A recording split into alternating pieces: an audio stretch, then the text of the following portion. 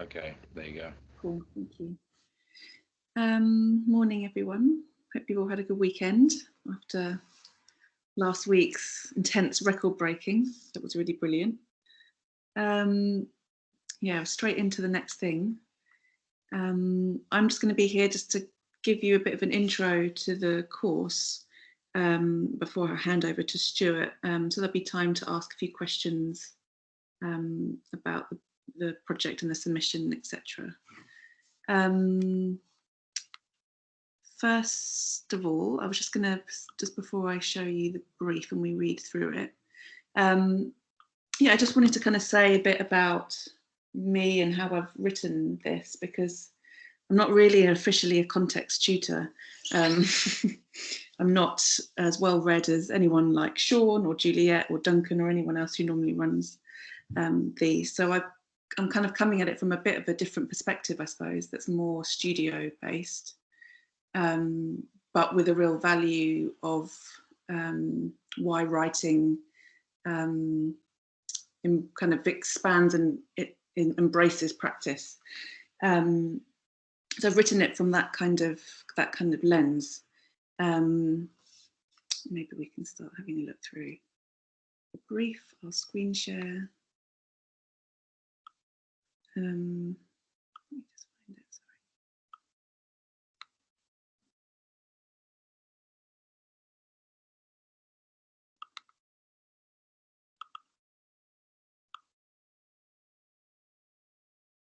Okay.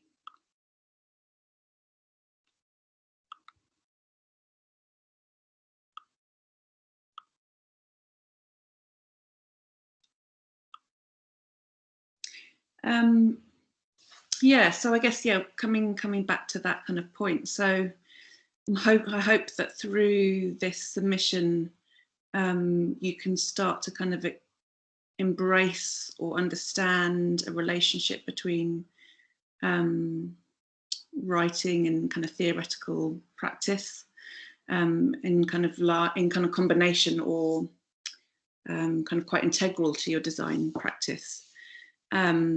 And the sessions that I've chosen, the people that are going to be running it, all have very different kind of practices and different backgrounds. And that's something that I think is also really important for you to kind of see a kind of full spectrum of how different people approach practice through materials and through writing as well. But that's the kind of broad perspective of how I've kind of written the course. I'll just read through the overview, learning outcomes, and the assessment submission, so that's clear, and you can ask any questions. Obviously, this is all on the Teams page, etc., and VLE. So starts with a quote.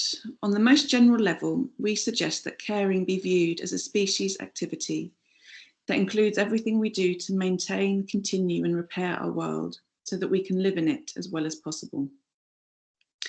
That world includes our bodies, ourselves, and our environment, all of which we seek to interweave in a complex, life-sustaining web. The prevailing ways of doing politics and banking, of producing food and manufacturing clothes, of running schools and hospitals, of building and working are showing cracks. This striving for ever greater growth and profit is depleting Earth and ourselves. As such, we need new ideas and imagination, not as an approach to a kind of utopia, but as a cultural practice, a design practice. During this course, we will consider ways for designer to operate in the world that don't perpetuate existing and broken models, but rather embrace and reflect on more ephemeral qualities such as humanity, diversity, complexity, caring, and trust. Some of the learning outcomes which you might connect to, and there might be others, of course, will be an appreciation of the topics and values that you wish to engage with as a designer. And very much you can take the content from the sessions and the topics and the themes that are kind of come up across the week, and you can unravel and expand on them, disagree with them and push back against things, but you also might kind of choose to bring in topics and ideas that come from your own kind of thinking and research that kind of expands and develops beyond these, and that's totally fine. Engage with a number of philosophical and methodological approaches towards change, an appreciation and relevance of written communication in connection to design practice, understand the holistic relevance of and connection of your learning in relation to theory, research, practice, actions for self and society. Appreciate the relationship between intellectual knowing and lived experience knowing. I'm going to kind of talk about these a little bit more in a bit. Extend existing skills and begin to develop new ones, utilising techniques and processes being introduced through other aspects of the programme. That kind of particularly comes in the kind of format of the submission, which I'll come on to very shortly, which is going to be a zine, and it also kind of connects to what I was saying a little bit before about how I'm sort of positioning myself, I guess, between kind of a studio tutor and a context tutor, trying to kind of connect between the methods and what your learnings and what you're doing in your design practice and the studio practice, and bringing some of that into kind of your writing and how you formulate and present and communicate your thinking through this course. Demonstrate agency in your research and practice and reflective learning. Okay, keep going for now, and then we can have some questions in a bit.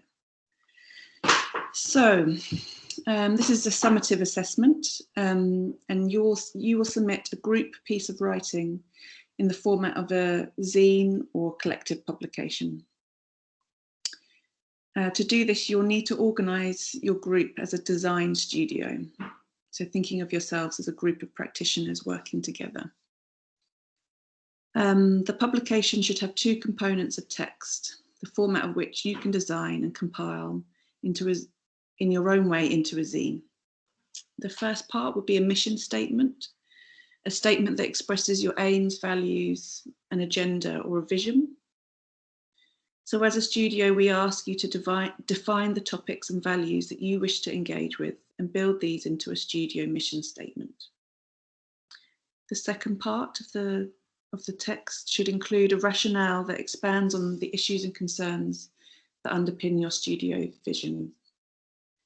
The rationale should introduce the reader to examples that could be objects, practices, spaces, etc. And I'm going to talk through some examples to help expand on that shortly, that embody and express your values and can tell the reader more detail about the studio's philosophy or vision. So basically, one thing is a statement, and I'm going to talk a little bit about how that might look, but you might be quite familiar with it looking like almost like a manifesto. It might be like points, and then the rest wrapped kind of around that or through that in some way, however you want to weave that together in terms of your writing, but also in terms of the zine itself, the rest of the visual language for it, is a kind of unpacking of that. So an unpacking of those statements and the details within that, and what's kind of, what theories, what kind of practices, what examples are underpinning and kind of embedding those ideas. The submission, so that's the zine. It should be 2,500 words as a group. So you're going to be in groups of about 6 or so people. And the deadline for submitting it to the VLE is the 1st of March at 9:30 a.m. There's some details here about how to submit, keeping it in PDF format. And please also, can you just label your file as your group number? And all those groups are on the Teams page, and we can go through those at some point shortly too. Does anyone have any questions at this point? I'll just pause. I'll stop sharing in case anyone's writing things in the chat. I can see.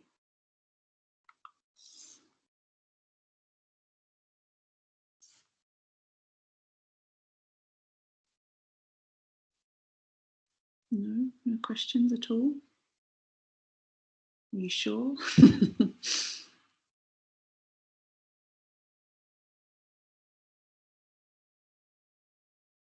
Okay, keep going. So the next bit on the brief is just, again, to kind of encourage you to consider the zine as an object a bit more. So this is just taken from Wikipedia's definition of a zine, and I've just highlighted some details within it that I think could be useful in you thinking about how you kind of put together this as a written piece of work. So a zine, short for magazine or fanzine, is a small circulation, self-published work of original or appropriated text and images. They're usually reproduced by a photocopier. Zines are the product of either a single person or a very small group. I'll just kind of skim through it. I'll just read the bits that I highlighted. So there can be physical prints. There are various intentions for creation and publication are developing one's identity. So to me, that kind of connects to what we're asking you in this as design studio, to talk about your kind of values or a mission statement is in connection perhaps to your identity or the design identity of the studio. Or developing a story. Catherine, do you just want to screen share again? Oh, am I not screen sharing? Sorry, I thought I was. I didn't press click, sorry. Thank you. Is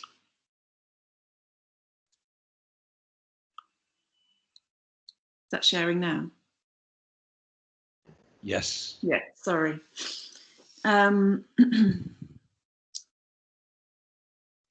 So zines have served as a significant medium for communication in various subcultures and frequently draw inspiration from do-it-yourself philosophy that disregards the traditional conventions of professional design, proposing an alternative.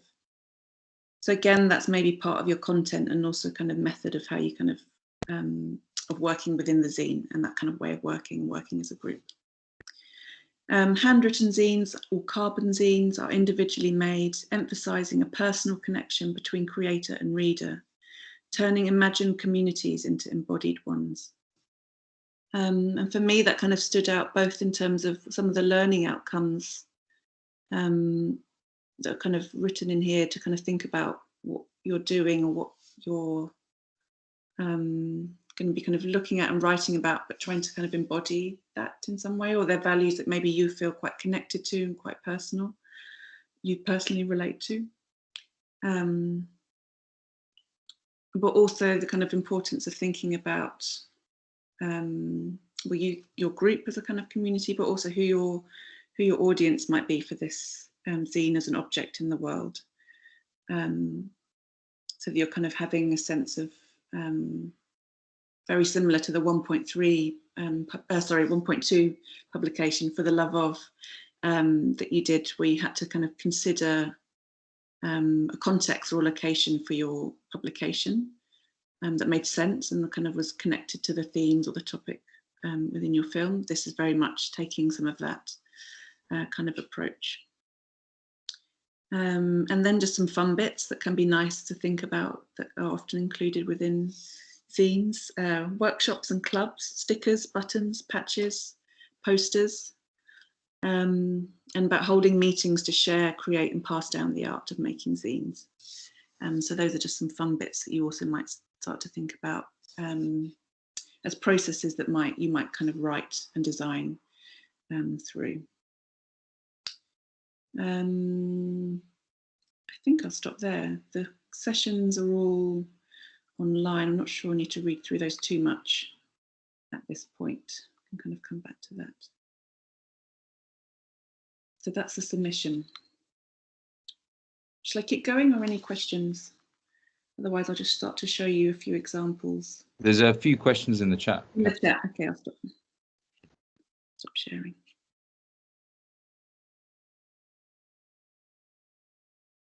Okay. Does the collective publication have to be in the format of a booklet? I'm going to show you a few examples of some things that people have done last year in a minute. But on the brief, I have kind of asked for it kind of to be considered as a material object that you then have to submit via PDF. So it doesn't necessarily need to be, I don't know, a traditional booklet, but something that is materialized in some way. And that's just kind of, for me, I think it's nice to encourage you to think of this again as an object that lives in the world, and it just sort of gets you making and using some of the methods you're already using in the studio and bringing that into this course. So we don't just get things that are super kind of designed only on through CAD kind of software. I hope that answers that question. It says, that's a similar related one. It says to submit a material copy as a PDF. Does that mean we have to print it out and scan it in? Yes, ideally, if you can, or photograph it in some way, depending on what it is. I'll show you a few examples in a minute, but last year there were some parts that were kind of 3-dimensional, and that was a photograph, and then other elements were scanned inside. Hopefully that will make more sense through the examples. Is the rationale the whole body of the zine? So is the zine just setting out our vision, but not developing, doing stuff towards it as such? Yeah, I think what we're looking for in this is to spend more time on you kind of understanding might be important to you as designers, and unpacking that a bit, and not necessarily kind of doing a design project totally. I'm going to show you some examples that, I don't know, maybe confuse that statement, but I kind of want to, through kind of the last few years of running this, what I wanted to discourage was a sense of trying to solve anything. So I think through this week, you're going to touch upon, through different talks, you know, some kind of big questions, big ethical dilemmas, big problems in the world. And I don't want any of you to feel like you need to sort of propose a solution to any of that as designers, but more just kind of find things that you're important and that will help you position a way of working. And you might indicate that through using some other kind of design methods in your research, which I'll show you shortly, but not necessarily trying to solve any big problems. I hope that answers that question. If I'm not answering anything as you enough, please just shout.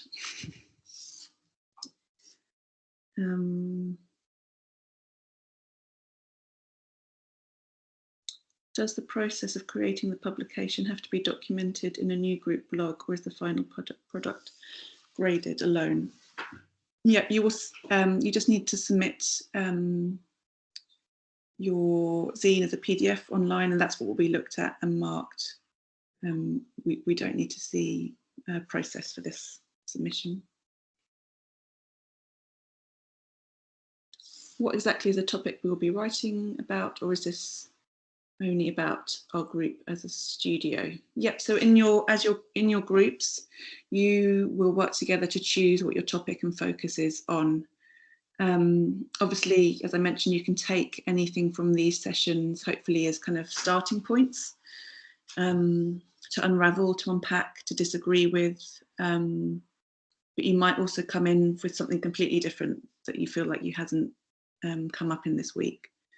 That's up to you guys. And on the final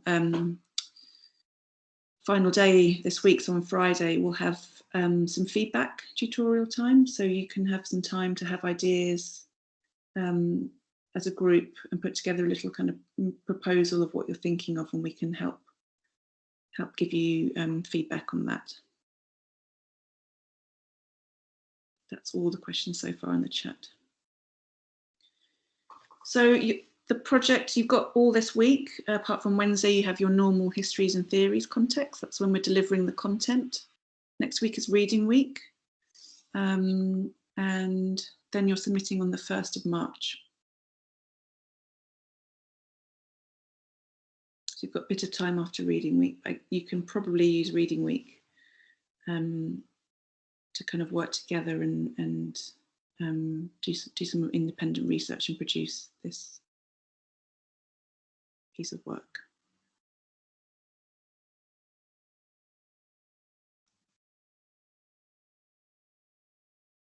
Any other questions for now?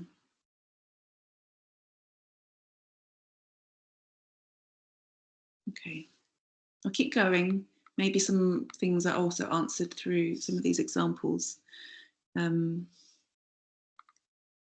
please shout if anything is not clear at any point. Okay. Another one. Do they have the specific connection between? Do they have? Is that, sorry, Kay? Is that? Do you mean do they have to have a specific connection between the lectures? Yeah, sorry, spell problem. That's okay. It's open. I think it's up to you. It's hopefully useful. Okay. You can draw on some of the content or some of the kind of examples that are going to come up through this week. Okay. And they may form just part of your references. Might not be like the fixed topic. Okay. But yeah, it's up to you guys as a group, and yeah, we'll support you at the end of this. So if there's any concerns, we would flag that up at that point. But okay. I've not had anyone struggle too much. I think it's fine. I've written it so it's a bit more open to give you guys that space to choose. Hopefully, you have to negotiate obviously as a group, but to find things that you guys all feel are relevant to you. Okay, thank you. It's okay, you're welcome.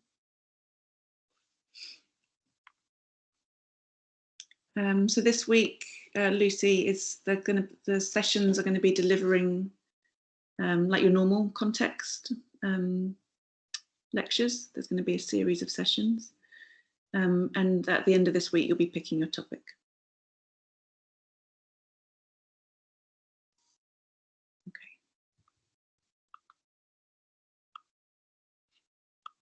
I'm just going to share my screen again.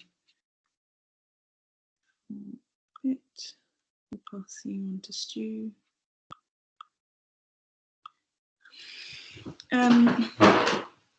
Yes, I've just put together a few quick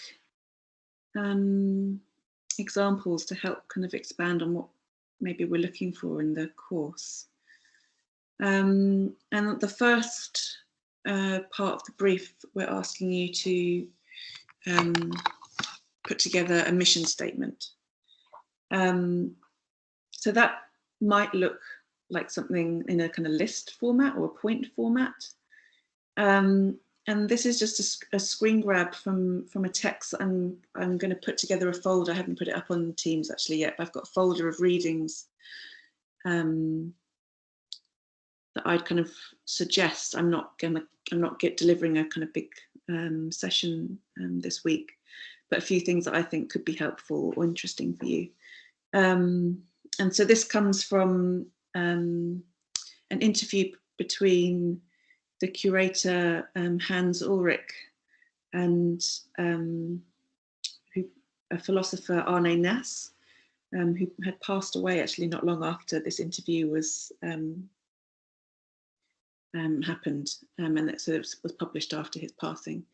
But Arne Naess was a philosopher of something called deep ecology. And you can see here a few of these kind of values here. So the flourishing of human and non-human life on Earth as an intrinsic value.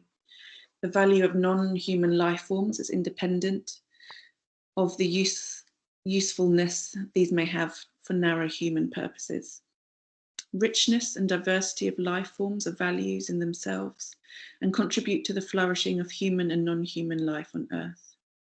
Humans have no right to reduce this richness and diversity except to satisfy vital needs, etc., etc. So he was kind of, in the 1970s, this was quite a kind of big part of the ecological movement. And you'll hear a lot more about that in detail, I think, from Duncan when he speaks on Tuesday, I think it is. But he was very much, he lived kind of remotely in the mountains. It was really about immersing himself in the natural world. I'm sort of saying that with my fingers up in quotation, which you can't see. And yeah, seeing kind of shifting the position of humans as equal, or perhaps even lesser than the ecological. So kind of really questioning our footprint on the earth. So quite extreme ecological principles. But so your mission statement may look something like this. It may be really broad. It may kind of include kind of these huge kind of ideologies in it. This is an example from one of the students' zines from last year, who also kind of embraced this kind of deep ecology as a philosophy for their studios.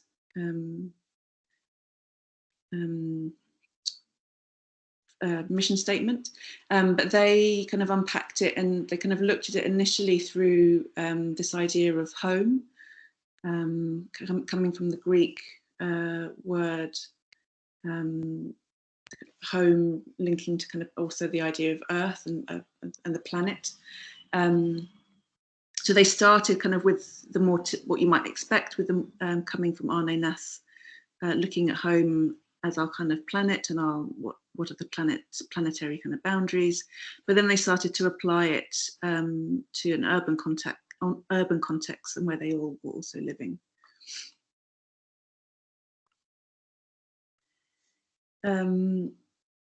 Something else that you might kind of consider using as a way to kind of unpick or unpack your values or your points that you want to kind of cover is through objects. This is an example from a book called Evocative Objects by Shelley Turkle. And this is a story about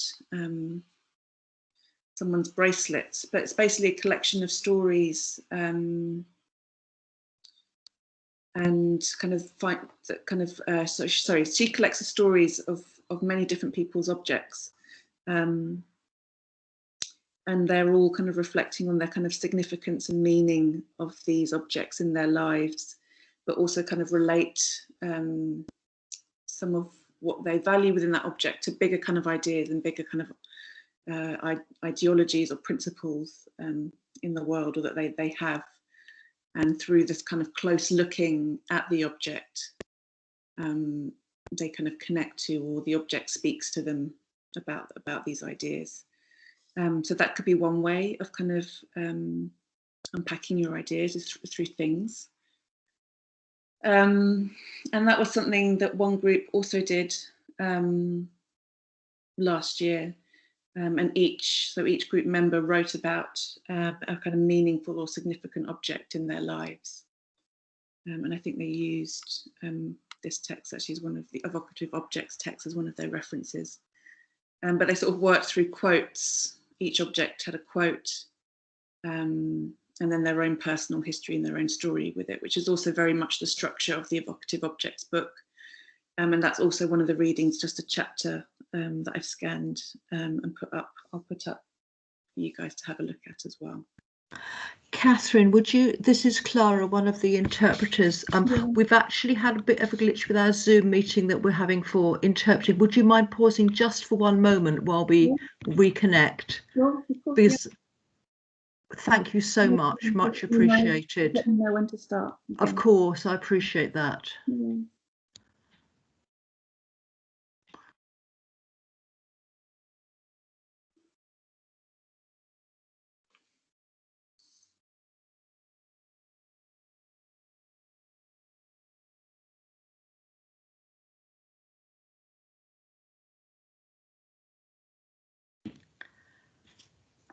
Thank you very much. We're reconnected now. Thank you so much. Do carry on.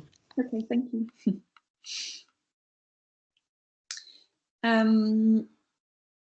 These are some examples. One you've probably seen. I think I used this a little bit in the first project launch that I did. Sister Carita Kent, rules for practice. This is also a set of rules for practice from the choreographer Yvonne Rayner, dancer and choreographer Yvonne Rayner. So you might set something like rules or ways of working as a design studio. This is another example from Richard Serra, which uses specifically verbs. So verbs as in words that are about doing and practice very much. So it also could be a list of words. It might not just be, might not be necessarily like statements or clear kind of points like that. It might just be also set of words that describe and explain how you act as designers. And that was something very much kind of taken on by one group last year who, as their group, they sort of structured themselves as they talked about, they were like design doctors, and they talked about design as nourishment, design as de-alienating as their kind of philosophy and their position as a design studio. And to do this, they worked through soup as an object, but also as a process and a practice. So they made soup together and they shared it with members of the studio, and they were written, this kind of zine included written reflections on how they did that, why they did that, and the experiences had through doing the making and the sharing of the food together. But they also included a kind of a context and a history of soup as an object. Oh, I think I'm missing one slide that I thought was in there, sorry. They also then had made a proposal at the end of a kind of activist gesture, that they made a set of labels about their design studio and about, through looking at the soup as an object, they also went into some of the ethics of the production and labour involved, and they made some labels that kind of embodied their vision of design as nourishment, as they called it, and talked about kind of an alternative labelling system as well that had different values, not just kind of ingredients and price, economic price on it, but some different values in that. Sorry, I thought I had a slide of their label there, but I must have lost that.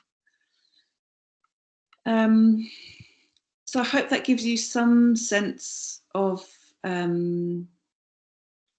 what the content could be like. Obviously, these are just a few examples. There were others that also did things kind of out in different kind of sites. We had one group who did something as kind of archaeologists or mudlarks, I suppose, something between the two. I went digging on a beach for remains and kind of made a kind of speculative narrative around what, what will our traces of objects, what are we leaving behind, and what does that say about us in the future? So it's really quite broad and open for you guys to take details from this week and find things from outside of this week and sort of run with it. But I hope that gives you a sense as well also of the objects themselves. That's also why I wanted to flick through a few examples there.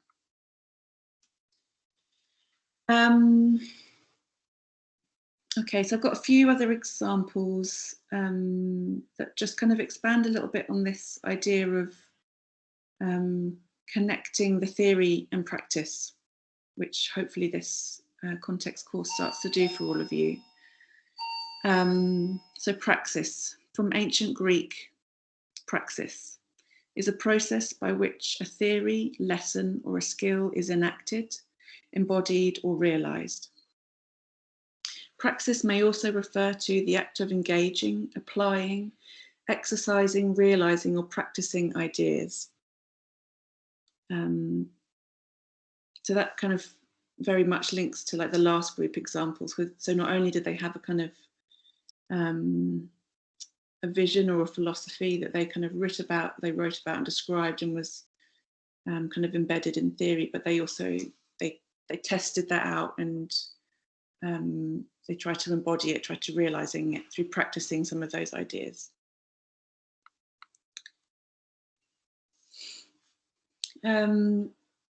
So these are some examples that I've collected to kind of help unpack that a little bit. They're all examples related to fashion, just because that's, as you know, my kind of background. But I think they're quite nice examples of how a kind of manifesto or set of principles can be kind of designed and visualized through making and through doing. So I'll just run through a few of these quickly. So this is the first little example, a fashion designer, Raf Simons. And in 2003, he produced this collection called Consumed. And this is a kind of written statement as part of a press release, but feels kind of like a manifesto or a kind of declaration of how he wanted to work. And as a collection, it was kind of recognised as one of his more kind of radical moments. And the pieces that were made as part of this were kind of adorned with appropriated corporate logos and other kind of graphic messages that were inspired very much by an artist from the 1980s called Ashley Bickerton, who made collages out of brand logos, and whom this collection was, this fashion garment collection was dedicated to. So the collection was intended as a mediation on modern consumerism.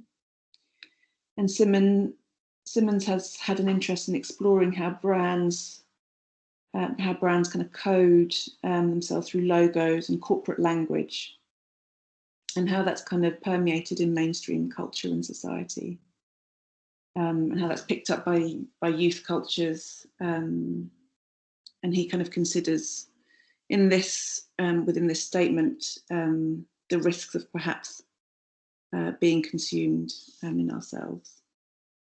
So it's a lot about kind of street culture and about appropriation and kind of bootlegging as well.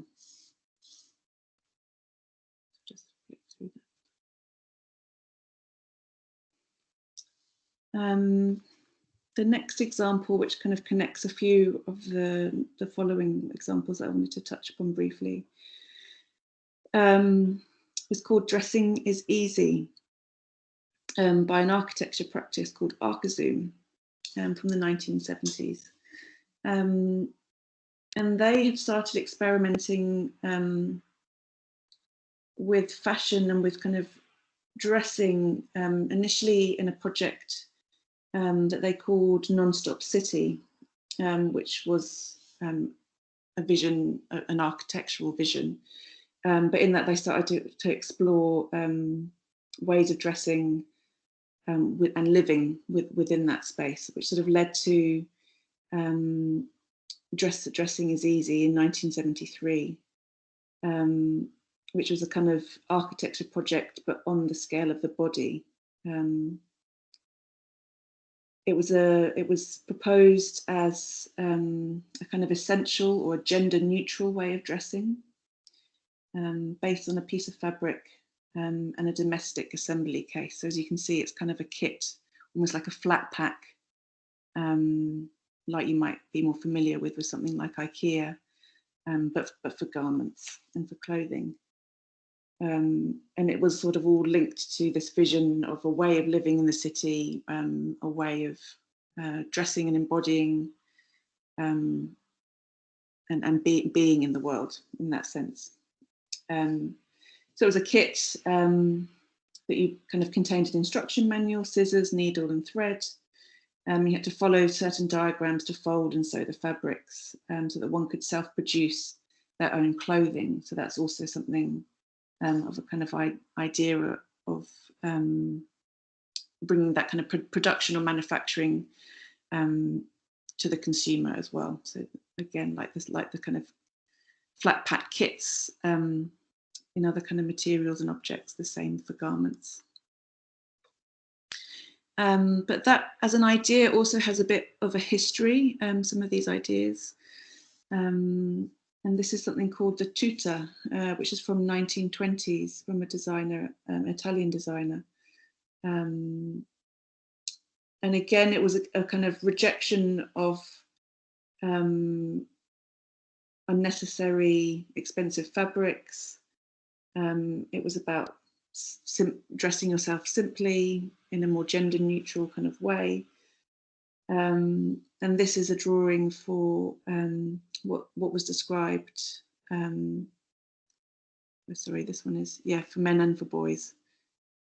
And some of them were also for women, but they look pretty much the same. I think that the only things that differentiated the two was the female one was worn with a simple belt and no hat.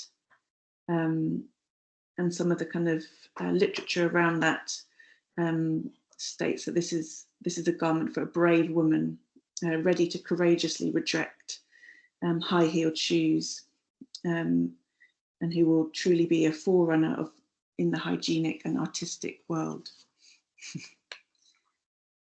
So again, a similar kind of vision. In more recent years, both these examples, the tutor and the dressing is easy, as have been embraced, but for really different reasons. So these kind of shapes, as you can see, that were all very square, and this idea of it being a kind of kit that you fold out and kind of can cut and sew back together. In more recent years have been embraced by designers for something called kind of zero waste pattern cutting. So for something that's much more, the rationale behind it is more about material use. So it's about kind of basically cutting without waste. So normally when you kind of cut garments, there's huge amounts of kind of excess that's just kind of thrown away, or you have to cut it in the middle of a huge roll of fabric, etc., etc. And so this has kind of been embraced by some designers called Timo Rissan and Holly McQuinn. They've written a book about their rationale behind it, but it's also a pattern cutting garment book for any of those of you who are interested. And these are the kind of images that you start to see. So it's about working from a square and kind of cutting the most you can get from it, but it often ends up in garments such as these kind of jumpsuit shapes. And this is referenced a lot, this tutor, as one of the first kind of zero waste pattern pieces.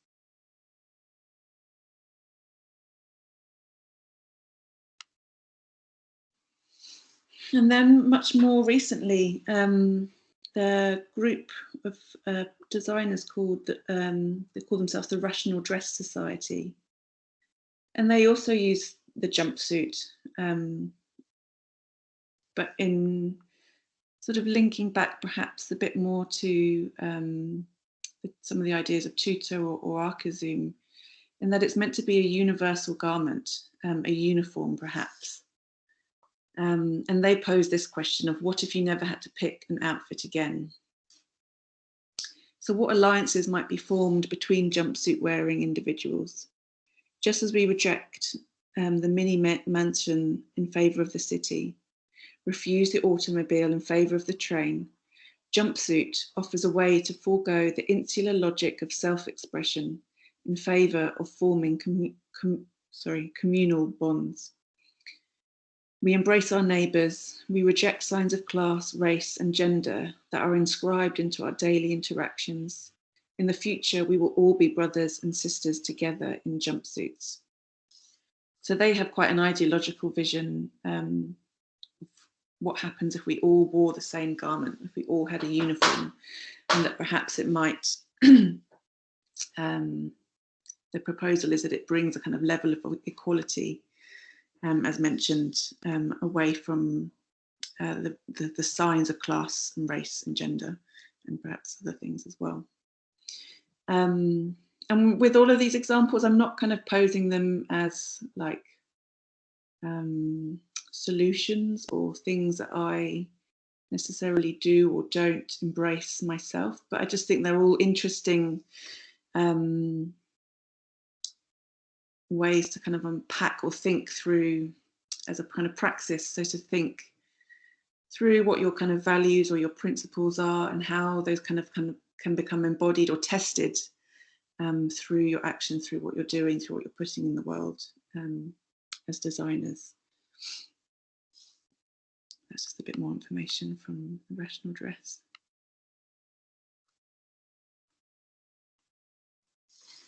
So I'm just going to leave it there really before I hand over to Stuart, and I'll just check in if there are any other questions.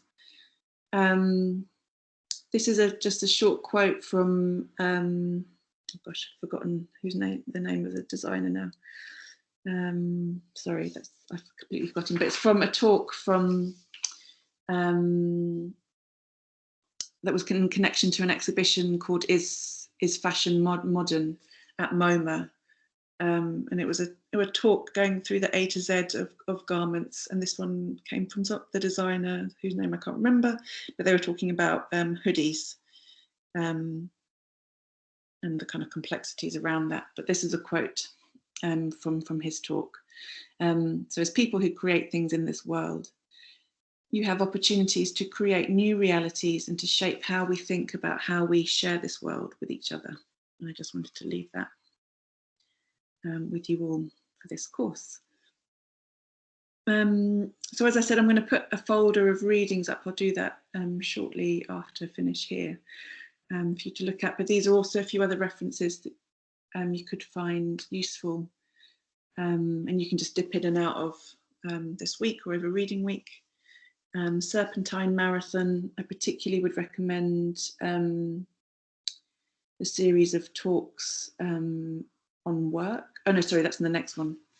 Serpentine Marathon. Oh no, maybe it is. Yeah, sorry. That's particularly recommend the series on work. And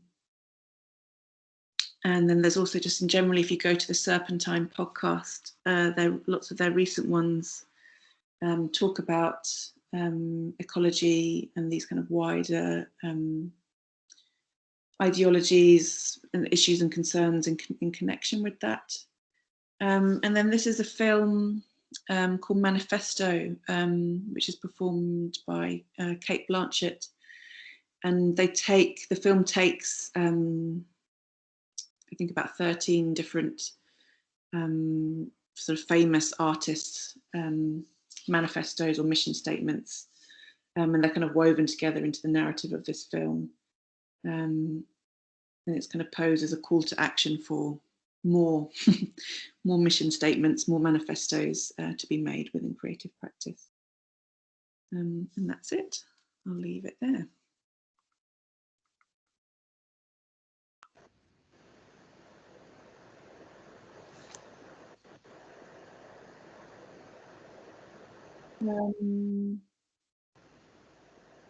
The Serpentine, do they have their talks with subtitles? I don't think they do that. They're podcasts, actually, most of those. They might have transcripts. They might have, yeah. Could be worth contacting. We can have a look. Yeah, yeah.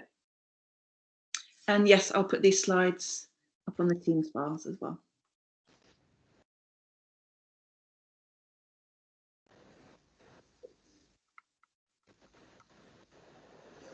Has anyone got any other questions at the moment?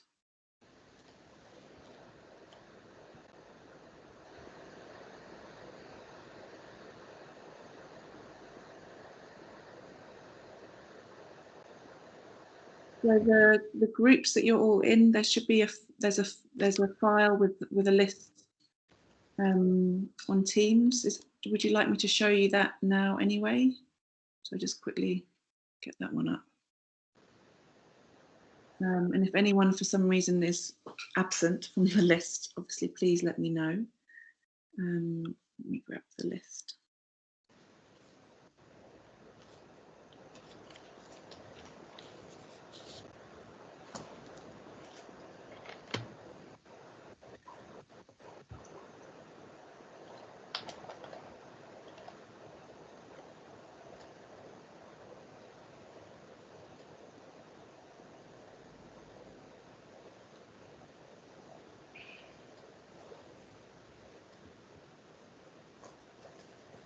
So I'll just screen share this. Is probably not the easiest way to look at it. It's probably best to look at it if you guys download it.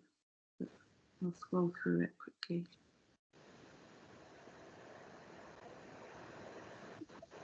You should be in, you'll be in a 3 that you're familiar with from the last project, and then you've been joined with another group.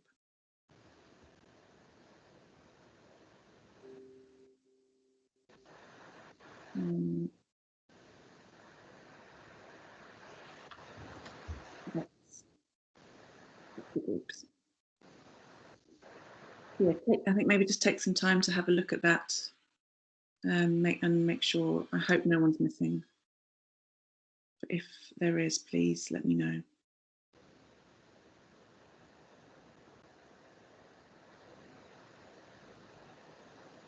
You don't need to kind of be in your groups for the sessions, but I would keep in touch with each other now that you know what groups you're going to be in, so you can chat perhaps along the way. On Thursday afternoon, you've got self-directed time where you can work together more. You've got dedicated time to work together as a group.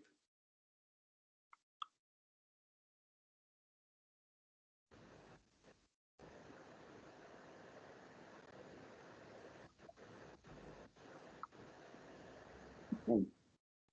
I think there was a couple of questions in the chat.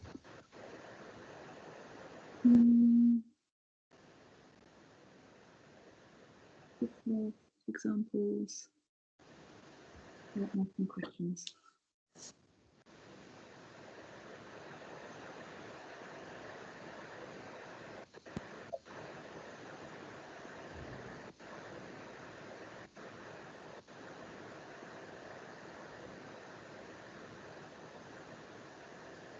You can find the ones where I left off. Well, the project after this one will also be group based. We'll talk about studio projects Yeah, at the end of this. I'm not really hearing the capacity of that. yes. Different person today. Yeah, different person today. Is the zine basically a manifesto for our invented studio? Yes, it is.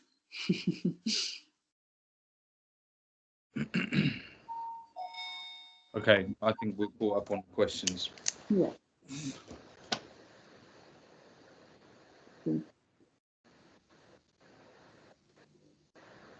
Okay, and they've got a session this afternoon, right? Yeah. Okay, great. Okay. You've got Stuart now this morning for the rest of the morning, and then at 2 p.m. you've got another session with Dash. So just back on this link. Okay. Should we get started? Yeah, go for it.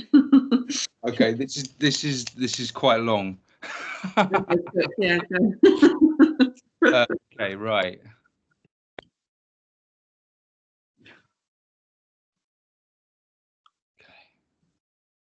Right. Can you see this? And can you hear that? Yes. Right. Okay. So, morning, everyone. Maybe this is I'm gonna talk for about an hour, and then we'll take a quick break, and then we'll come back, and then I'll unpack some other things. And I'm just gonna read from this script here. This is pretty dense and a little sprawling, and so maybe that's an apology out of the gate. Sorry about this. I'm going to show some things and talk about some things for about an hour. Then we'll take a short break, and then I will rattle through some closing references that might help you in this week's task regarding zine making and so on. Okay. Today, I want to talk about how we as designers can reflect upon the ways in which we use writing in our practice to conjure and share worlds as moments of aspiration, of proposals, of functionality, of describing and imparting perhaps how something feels or might like act. And in cases for these, also be the design we have fashioned in themselves, the worlds that we contribute to and create. But also the other remit today is how we use others' writing to read, reflect and understand what we are doing, to understand or to overlay at least a story, a fertile fiction, a sustaining narrative. This comes back to what I think becomes the central question for me, which is the interplay between theory and practice and theory, or reflection and action. What is the use, question mark? What does it do, question mark? How does it function and enable us to be better practitioners? The what, the how, the why, because here's a why. Why are we studying? To be better, question mark. More conscious, question mark. More attentive, more employable, question mark. More useful, more like others, question mark. More like others, but less like someone else. More likely to be. I'm getting feedback. Can you mute your microphones? More likely. Sorry. More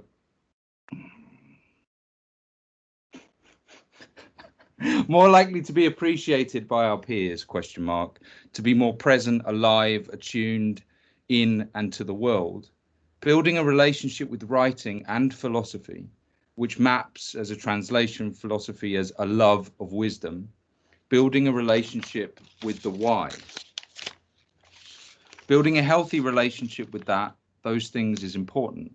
I would maybe go further and say a useful relationship, and you will have to find a route around and in that relationship. 4 forms of discourse.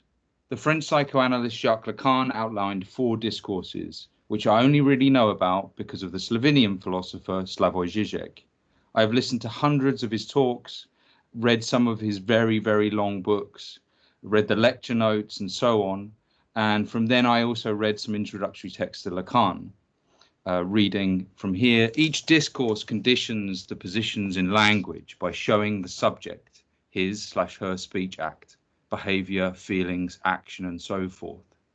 In each discourse, the subject functions as the object of the other desire. The master generates ideals and their master signifiers such as God, country, nation, ideology, and so on, that subjects would even die for them. The frameworks that Lacan's theory of 4 discourses signals, social bonds such as governing, education, questioning, brackets the discourse of the hysteric, and the revolutionizing, sub-brackets the discourse of the analyst, close sub-brackets. Žižek summarizes the 4 discourses in terms of the master and his ideal. The master determines the ideal, the university teach the ideal, and the knowledge around it. The hysteric questions that ideal, and the analyst finds the gap between the ideal and the questioning. According to Lacan, the master signifier is weakened in modern time, and the ideal is changed from a person to a collective ideal. And in all this reading about all this stuff, what I extracted was a nice story, a model that I don't fully understand, which is to say I don't understand it in the way that the writer of this and some of the readers that read it understand it. But it is a lens, a half lens through which I'm finding it hard to now not see things. I think I'm disposed to this notion of the hysteric, even though I don't think those are stable terms. But I identify or see what I do in this structure, endless perverted questioning, authentically inconsistent, asking why for the sake of why. But I'm also caught up feeding into the other discourses, us being at university. And like a rain jacket, this model made of some high-tech fabrics and forms of stitching, assembly and manufacture that I have but a cursory comprehension of, whether I understand it fully or not, it still manages to contain my other fabrics, my pocket notebook, my cotton jumper, my coltan-based mobile phone, and it unifies them in a neat enough package, It shields me from the chaotic, irritating, destructive rain.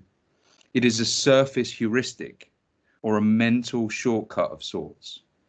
It is a surface encounter, and I'll be coming back to surface encounters soon. I do not need to have used this lens, the Lacanian lens, which, as I said, I barely understand. And from that one slide, if you've never encountered Lacan before, you won't understand anything. Okay, and I'm just positing it as a thing that I'm going to come back to. But I could have used or use something else. But I've got that model stuck in my brain now, and it lenses reality for me. Here's something else by Gretchen Rubin, 4 tendencies. Recently, I caught up with a friend and we got talking about work. He was at the moment, and I'm keeping this vague to preserve anonymity, he was at the time a team leader in a business-to-business programming/design company that you might have heard of, which is it's a bit of a mouthful as a title of what that company does, but they design and build, ship code and write it and build solutions and get paid lots of money, that kind of thing. A company that codes things that on some level look and function like websites or applications with databases, users, UX, clients, and so on and on. He told me a story of a recent encounter with his boss in which they talked about team dynamics, jobs, hiring, and so on and on. During this conversation, these forms of not what is called a discourse, but is called here personalities or tendencies, or we could frame them as dispositions. And I'm going to read them very quickly. The upholder accepts rules, whether from the outside or inside. An upholder meets deadlines, follows doctor's orders, keeps New Year's resolutions. And this is Gretchen Rubin here saying this. I am an upholder 100%. The questioner questions rules and accepts them only if they make sense. They may choose to follow rules or not according to their judgment. The rebel flouts rules from the outside or inside. They resist control. Give a rebel a rule and the rebel will want to do the very opposite thing. The obliger accepts outside rules, but does like to adopt self-imposed rules.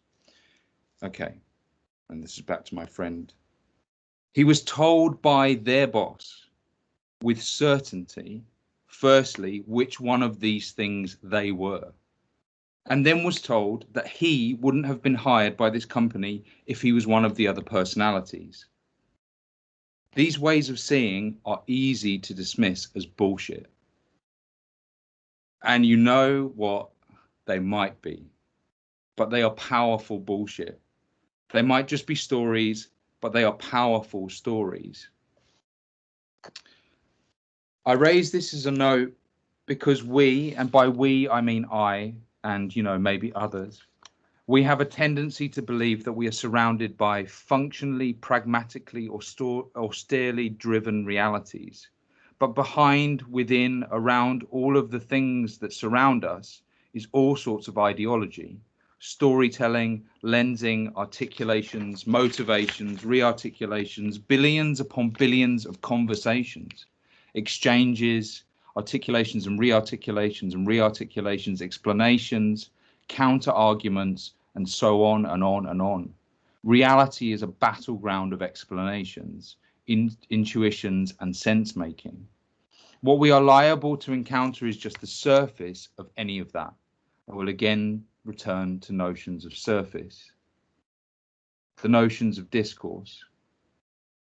And this is back to Lacan's model. There is the abstract, a potential mode of sheer enjoyment, uncontrollable, of the pursuit of knowledge, which is the hysteric discourse, of the endless questioning. Parchment and parchment, reams and reams, and now pixels and pixels are spent arguing, reconciling, navigating this philosophia, this love of wisdom, or whatever it might be. And for some of you, that will be worthwhile in itself.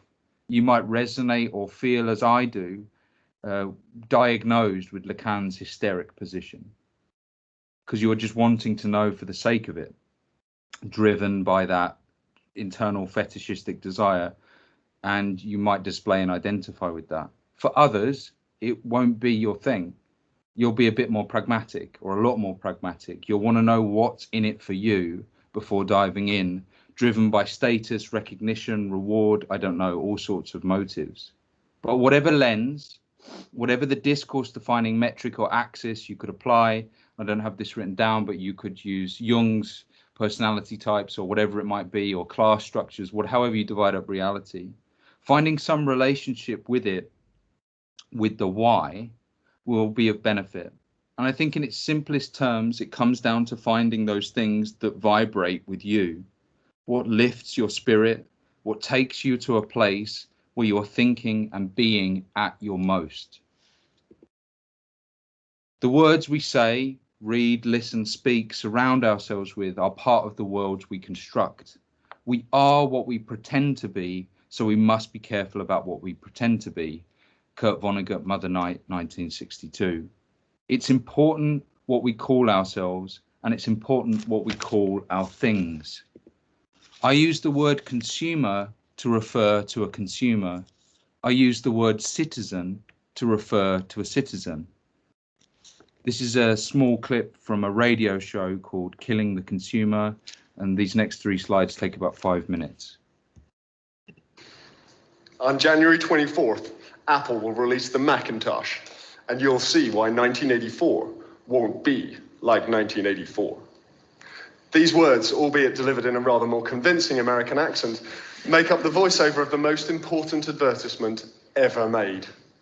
An interpretation of Orwell's classic, the ad sees lines of clone-like shaven-headed men troop down futuristic corridors to the backing of the voice of Big Brother, before a young woman smashes the screen from which his image projects. If you haven't seen it, find it and watch it, because without it, you can't truly understand the world we live in. And now we're going to watch it.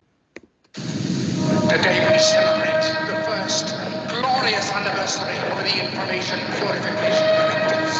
We created for the first time in all history a garden of pure ideology where each worker may bloom, secure from the pests of a contradictory thoughts. Unification of laws is more powerful a weapon than any fleet or army on earth. We are one people, with one will, one resolve, one cause. Our enemies shall talk themselves to death, and we will bury them with their own confusion. We shall prevail. On January 24th, Apple Computer will introduce Macintosh. And you'll see why 1984 won't be like 1984. Second clip. Because this ad didn't just announce the arrival of the Macintosh, nor even just the arrival of Apple as a brand, but something far more significant. In the 90 seconds that this ad took to play out, in the first commercial break of the 1984 Super Bowl, the voice of Apple declared that the consumer had come of age and was now the dominant force in society. All would bow before them, or rather us, and provide us with whatever we wanted, or suffer the consequences. And it would be this that would release us from the tyranny of oppression. Taken in the context of the Cold War, in which America and the West had now finally had the upper hand, it's hard to overstate the ideological significance of this moment. 4 further events would build on this declaration that very year, reinforcing this revolution and painting it as a golden dream, a dream of a world in which we, the consumers, will not only get everything we want, but will solve the world's problems by doing so. On this side of the pond, Virgin Atlantic would launch, an analogous brand affirming the message with which Apple had started the year. The Body Shop would float on the London Stock Exchange, bringing the idea that we can shop to save the planet. And with Band-Aid, Bob Geldof and friends would tell us to shop to solve global poverty. And the Los Angeles Olympics, the first to be funded by commercial sponsorship, promised us that shopping could even fund global sport and culture. We could, it seemed, have it all.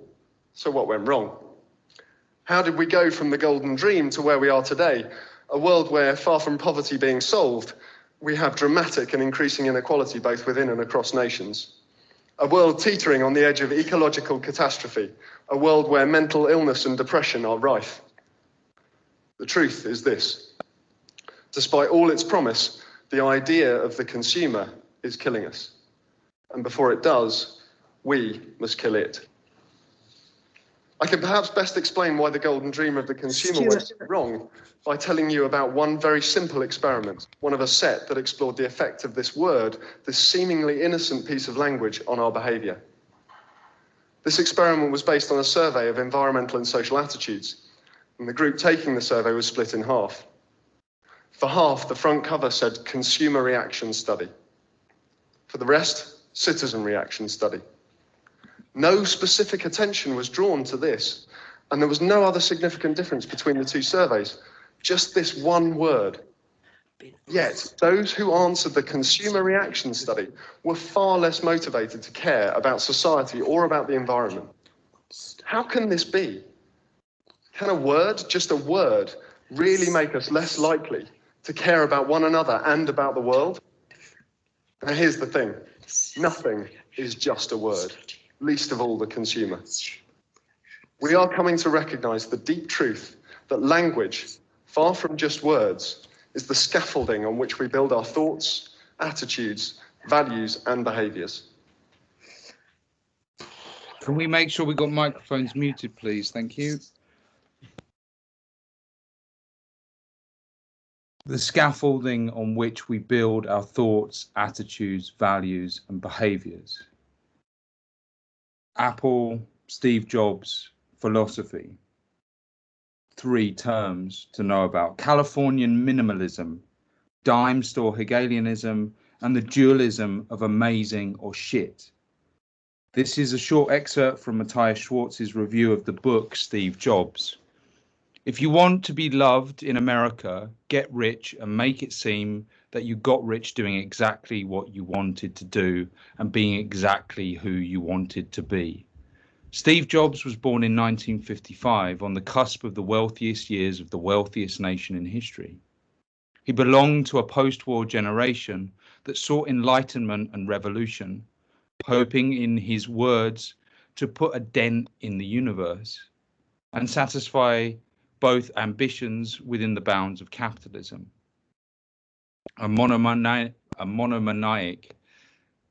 it sometimes seemed reality too bent to his will. Isaacson calls this phenomenon Jobs's reality distortion field, an inability to accept or even acknowledge facts contrary to those he wanted to see. Often the only thing he brought to the table was his own perfectionism and vanity.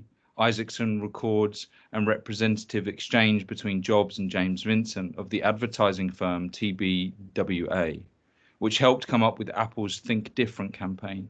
Years later, Vincent was Jobs's contact in the team, hired to produce ads for the iPad's launch. Jobs: your commercials suck. You've given me small shit. Vincent: well, what do you want? You've not been able to tell me what you want. Jobs: I don't know. You have to bring me something new. Vincent: you've got to tell me what you want. Jobs: you've got to show me some stuff, and I'll know it when I see it.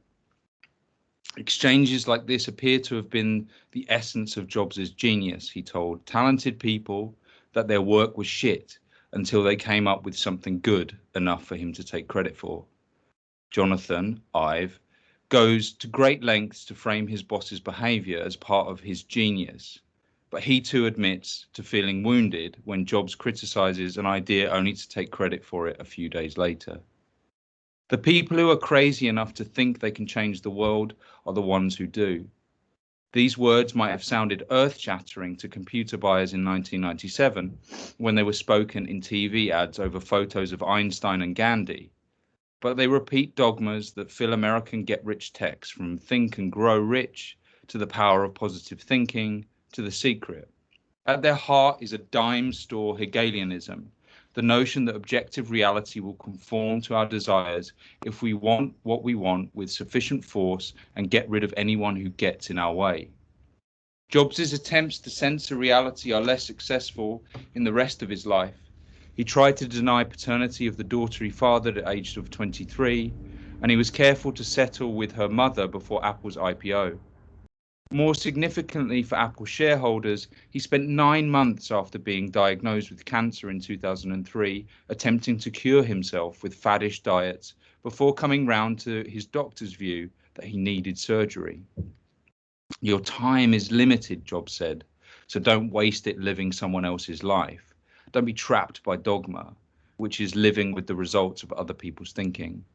Jobs' achievement was to take ephemeral machines and make them seem permanent.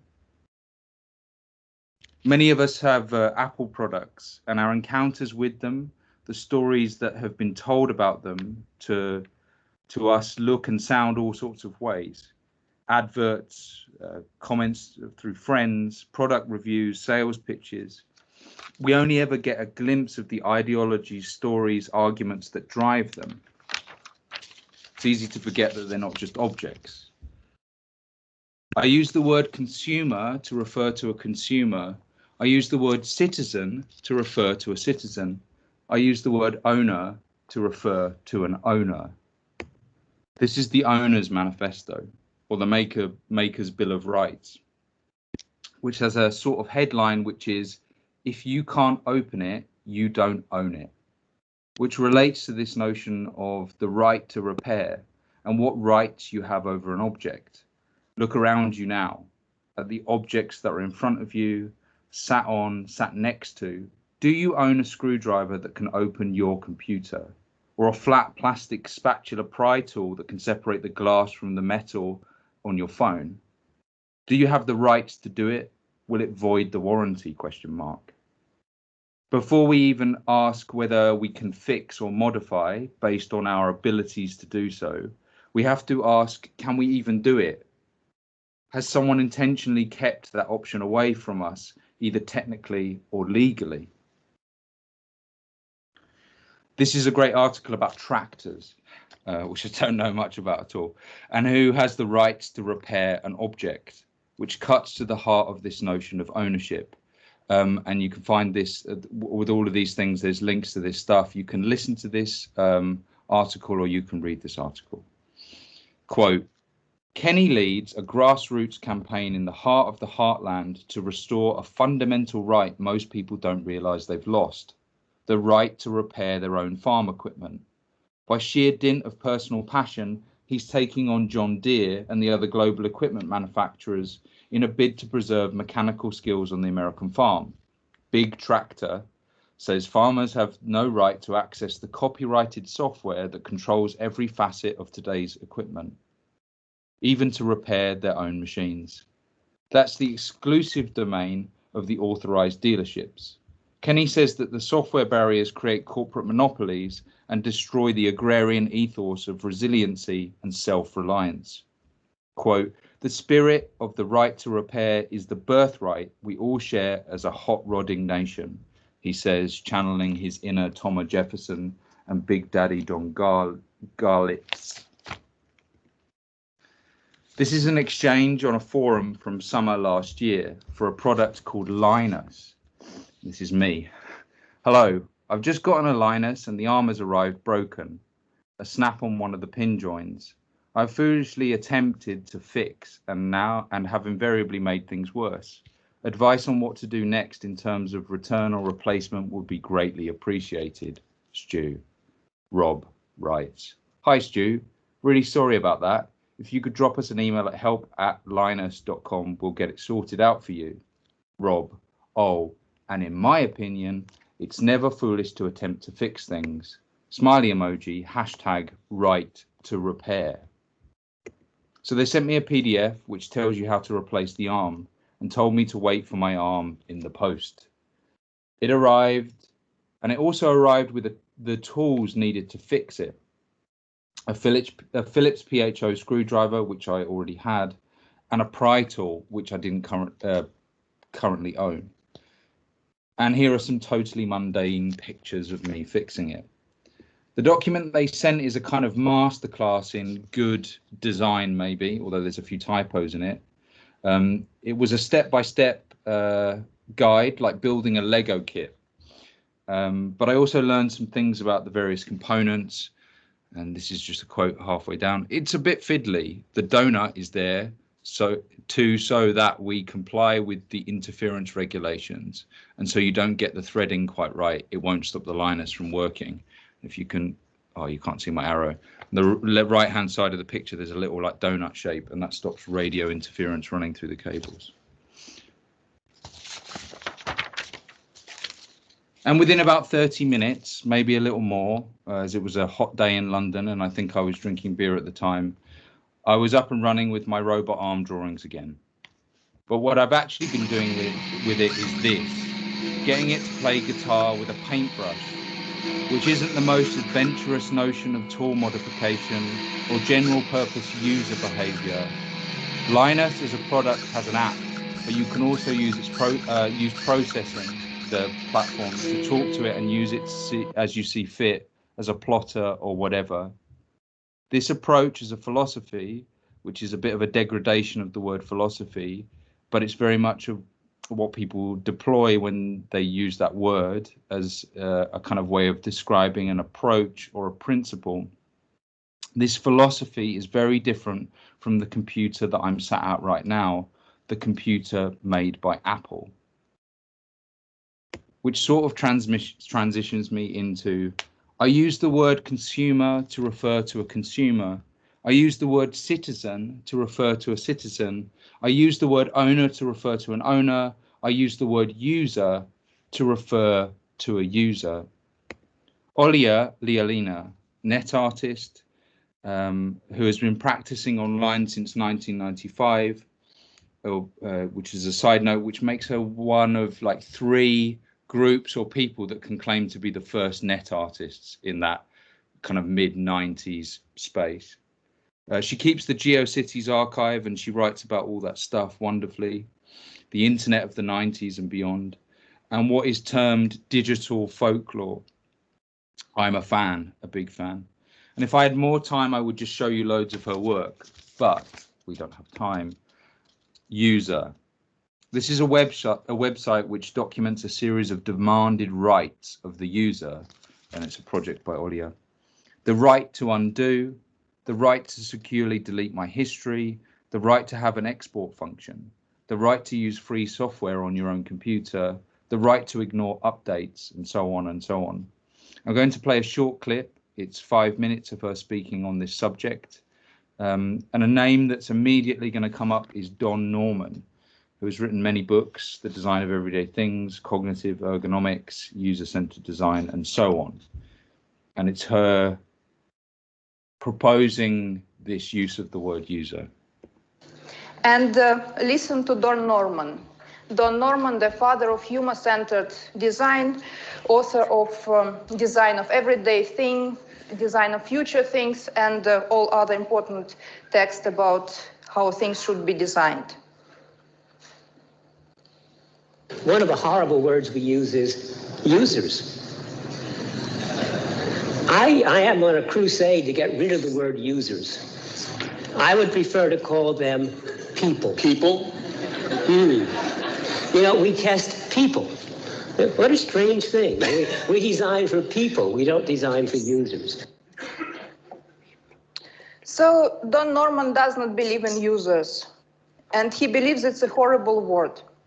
There are 25 years, quarter of the century, in between the episode in Tron and this speech Don Norman gave in 2008. And these were really 25 years of this term being degraded.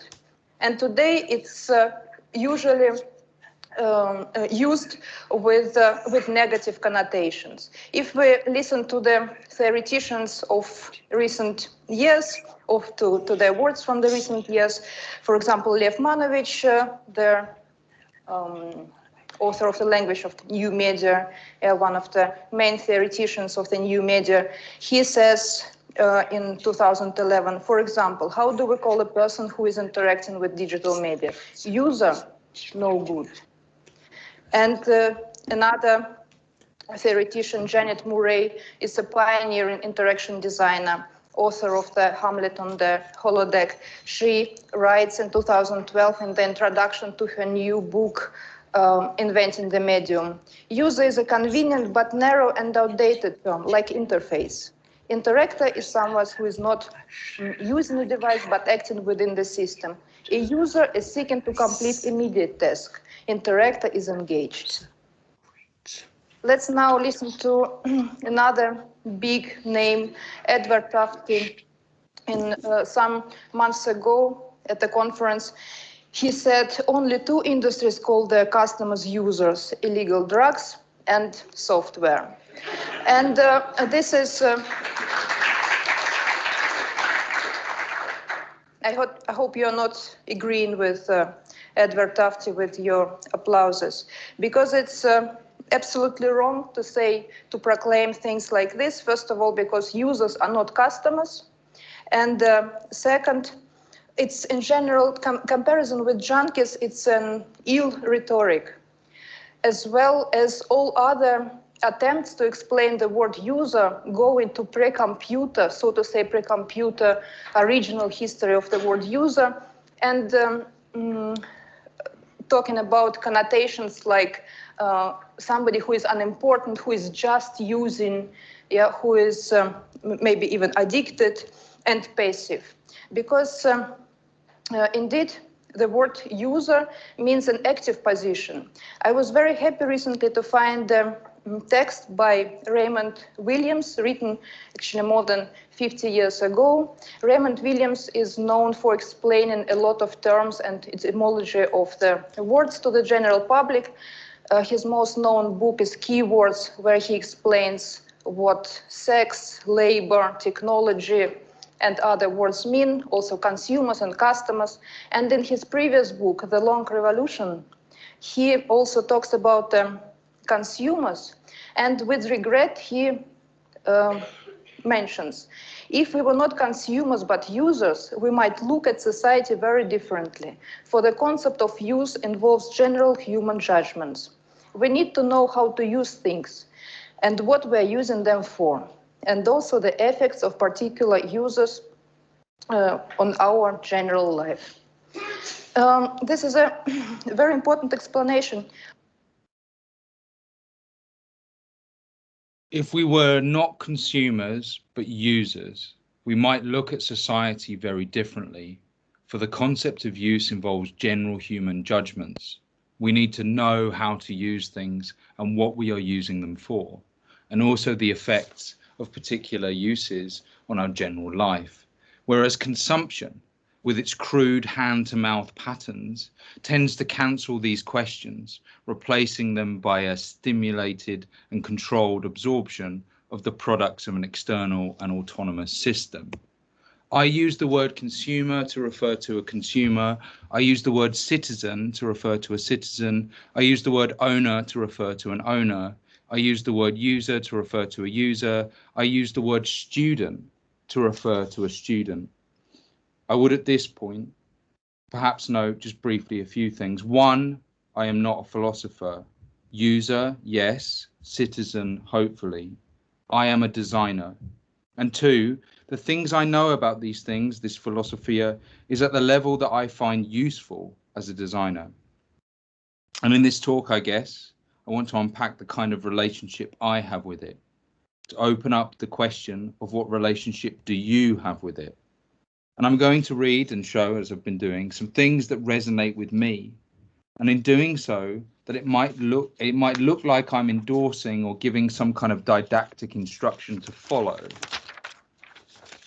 or pick up these things. But I don't want to do that. I'm sincerely trying to not do that, but that intention is no guarantee that it will be successful. Hopefully some of this will be maximally useful, but overall I want it to be a sort of gesture toward asking, what will you build your relationship upon? What scaffolding? And three, and this is by no means an exhaustive list. It is only a surface encounter. I'm a white male born in Essex in the late 80s, raised in an Anglican Christian household. The texts I read as a child and adolescent are primarily overwhelmingly Western. Exclusively in English, my parents' bookshelves were somewhat atypical, with smatterings of the atypical, in other instances, totally typical. Christian apologetics, second wave feminism, Germaine Greer, some Marx, some Engels, some Thomas Aquinas, some Malcolm Gladwell, Tolstoy, T.S. Eliot, a smattering of Confucius, a little bit of Orwell, and so on, and blah, blah, blah, blah, blah. I only mention this to state that those are the things from which I built my own, and I'm going to use this phrase again soon, my own background books. And those background books became annexed, appended, stacked, layered with other background books that subverted, pushed, reinforced, undermined those trajectories or horizons those texts pointed toward. And that's you. You have your own background books, and that is your journey.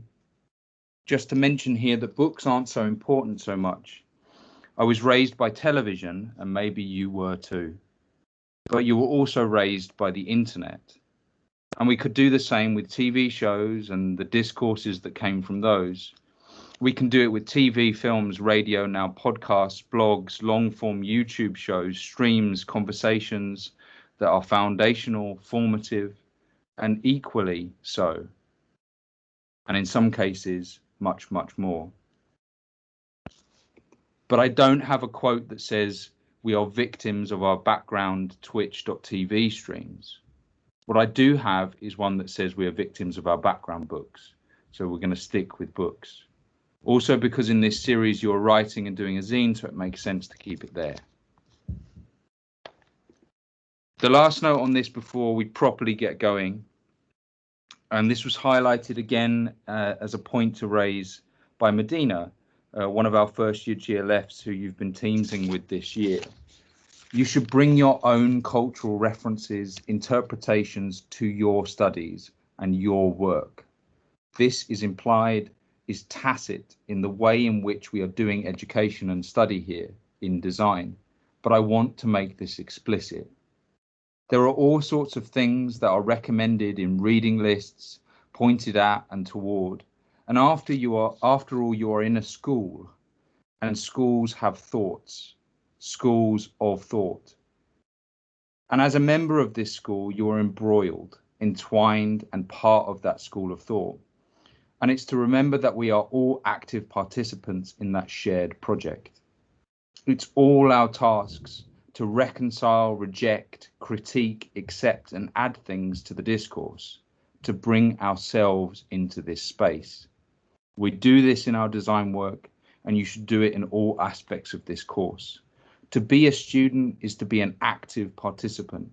Please bring things to this that are meaningful and meaning-making to you and for you. This is not just an invitation or a permission. It is, in a sense, your duty to do so. And you'll have a much better time if you do this. Be a citizen, don't be a consumer. Be a student.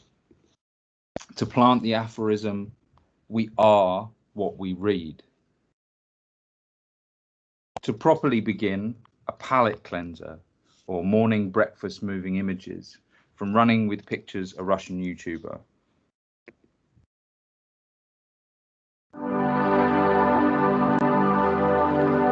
После жизни полной тяжелой работы у меня наконец есть все хот-доги. И все равно я так опустошен. То есть этот котик работал всю жизнь, и мотивацией для этой работы были хот-доги. То есть он работал и представлял, что в конце этого пути его будут ждать все хот-доги. Они будут лежать перед ним, и он будет волен съесть столько, сколько захочет. И вот, наконец, он достиг этого. Перед ним все хот-доги, и все равно он так пуст. Они его абсолютно не радуют. И тут возникает вопрос, почему? Почему все закончилось именно так? Была ли его цель изначально неправильной, либо его сломил путь к этой цели?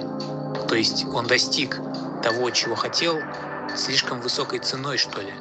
Либо он изначально ошибался в своей цели, он думал, что все, что ему нужно, это хот-доги, но в итоге оказалось, что не в хот-догах счастье. Возможно, в ходе этой своей тяжелой, полной работы жизни он понял что-то, переосмыслил и пришел к конечному чекпоинту совсем другим котом. Наверное, у каждого ребенка есть такая фантазия, что вот я однажды вырасту, ему кажется, что это произойдет в один день. Он вырастет, накупит сладостей, мороженого, шоколадок и просто сядет и будет все это есть. И не пойдет в школу, будет сидеть, смотреть команду А, играть в игры, и будет он совершенно счастлив.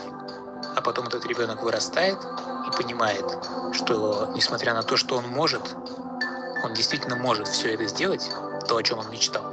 Но теперь он понимает, что... То есть он этого даже не делает. В отличие от этого кота, который все-таки купил эти хот-доги, видимо. То есть он до последнего момента не понимал, что ошибался. Так что этот кот, он очень наивен.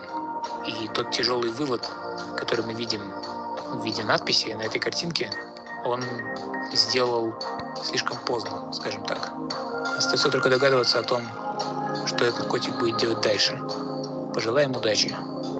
Пусть, придя к новой цели, он почувствует долгожданное удовлетворение.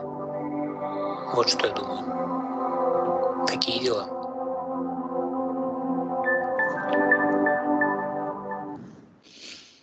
But eventually, it turned out life is not just about hot dogs, sustaining narratives, fertile fictions. And that's what this talk's proper title is. So we'll start again. I use the word chair to refer to a chair. I use the word horse to refer to a horse. Now, you may have noticed there is no horse up here with me. Derrida has noticed that. Words do not stand for things, they stand in for them. Let me make that distinction again. Words do not stand for things, they stand in for them. The noun horse is convenient like the noun fly, like the word potato chip. Because I have all of these words, I don't have to carry around a kit bag of all the entities in the universe to point out, to put a point to when I talk. Rick Roderick on Jacques Derrida. I use the word unicorn to refer to a unicorn, quoting from Umberto Eco. When Marco Polo traveled to China, he was obviously looking for unicorns. Marco Polo was a merchant, not an intellectual, and moreover, he was too young when he started traveling to have read too many books. But he certainly knew all the legends that at his time were circulating about exotic countries, so he was prepared to meet unicorns, and he did meet unicorns. And he wrote, "They are scarcely smaller than elephants. They have the hair of a buffalo and feet like an elephant's. They have a single large black horn in the middle of their forehead. They have a head like a wild boar's. They spend their time by preference wallowing in the mud and slime. They are very ugly brutes to look at. They are not at all as we describe them when we relate." I'll end it there. We've got a bit more of the quote. "They are not at all such as we describe them."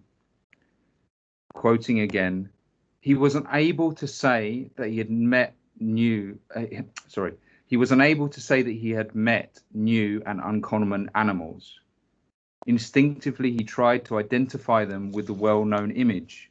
In cognitive sciences, we would say today that he was determined by a cognitive model. He was unable to speak about the unknown, making references to what he already knew and expected to meet. He expected to meet unicorns, so he met unicorns, but obviously what he actually encountered were rhinos. He was a victim of his background books. A quote from the astronaut S. Rosa, the NASA Apollo 14 pilot. "You're rocking on ready, you're in the burn position. You're ready to go, then you look, and there it is. It's 2001 type stuff. That old moon just growing magnificently." 2001: A Space Odyssey came out in 1968. That's a whole year before man landed on the moon. And so the first generation of exo-Earth humans that went out into space, landed on a foreign, untouched, unexplored world, already had in their minds such a definitive piece of simulacra as a reference. I'm not going so far as to say it dictated certain behavior, like the way they documented and rationalized their journey, but it must have been an influence that early explorers of, say, Antarctic wouldn't have been subjected to. There's a kind of footnote to that. It's kind of, there wasn't 2001 an Arctic Odyssey. What I find haunting about this idea is the inability to fully escape the conditions under which we emerge. This person went into space. More than that, they flew to the moon on a rocket. One of 12 people to ever have done something like that so far. And the way in which they chose to tell that story of this novel, such a specific experience, is through a film reference. We are all victims of our background films. It's like this film I saw, it's like a unicorn. It's like this plus this. And when we ask, what's that band, film, product, comedian like? We say, oh, it's a mix between X and Y. When we ask, what are you making? We say, oh, it's like Z, but with a bit of A. This is commonplace. But what we can compare something to will rely on what we can reach for in our toolkit of language, our toolkit of experiences, our toolbox conceptual model of the world. One line from Susan Sontag's last book regarding the pain of others, 2003. Something becomes real to those who are elsewhere, following it as news by being photographed. But a catastrophe that is experienced will often seem like its representation. The attack on the World Trade Center of September the 11th, 2001 was described as unreal, surreal, like a movie in many of the first accounts of those who escaped from the towers or watched from nearby. Brackets, after 4 decades of big budget Hollywood disaster films, it felt like a movie seems to have displaced the way survivors of a catastrophe used to express the short-term unassimilability of what they had gone through. It felt like a dream. The dream has been replaced by the film. I use the word chair to refer to a chair. I use the word horse to refer to a horse. I use the word unicorn to refer to a unicorn. I use the word sustainable to refer to a well-meaning but ill-defined cluster of sentiments centered around the preservation of a certain kind of life for a certain amount of time located on planet Earth. This is a short clip from Jonathan Mead's 2014 Bunkers, Brutalism and Bloody Mindedness, a provocation on sustainability. In short, the sustainability he's pushing against, railing against in this notion is the notion of the surface aesthetic of it, or sustainability as a market bottom line thinking. Euros, pounds, dollars, yen, renminbi, won, money, PR and aesthetics, surfaces, a trendy term picked up as a hammer to pursue an agenda. Cooling towers are sublime structures. They enhance the landscape. They especially enhance the landscape of the flatlands. They make the East Coast Main Line exciting. They create their own weather. Those at Richborough near Ramsgate, at Sheffield and at Retford have been wantonly demolished. Richard Green, an economist who is professor of something called Sustainable Energy in Business at demolition-crazed Imperial College London, defends the destruction of cooling towers thus. You have to think, how much does this enhance the landscape compared to what else we could do if we weren't having to maintain the towers?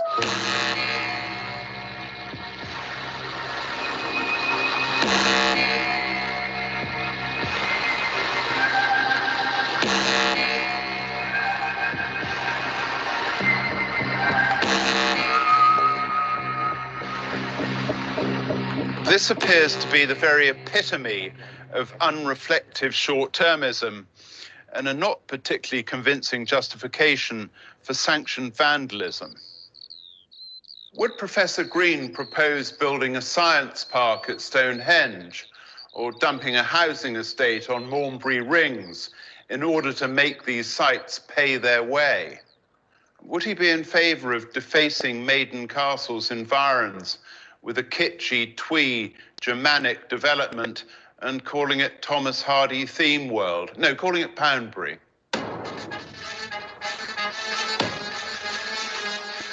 The intrinsic value of a structure has nothing to do with how old it is. A menhir, whose age is measured in millennia, is not necessarily superior to plant whose age is measured in decades. There is, incidentally, nothing remotely sustainable about destroying the evidence of the recent industrial past, unless, that is, sustainable merely means a devotion to the bottom line. The appropriation by every exciting startup and thrilling enterprise of the prefix sustainable would be comical, were it not so obviously mendacious. Sustainable street furniture, sustainable nail extensions, sustainable liposuction, sustainable logistics, sustainable root canals, sustainable bestiality, sustainable strategies, sustainable offal shampoo, sustainable masturbation.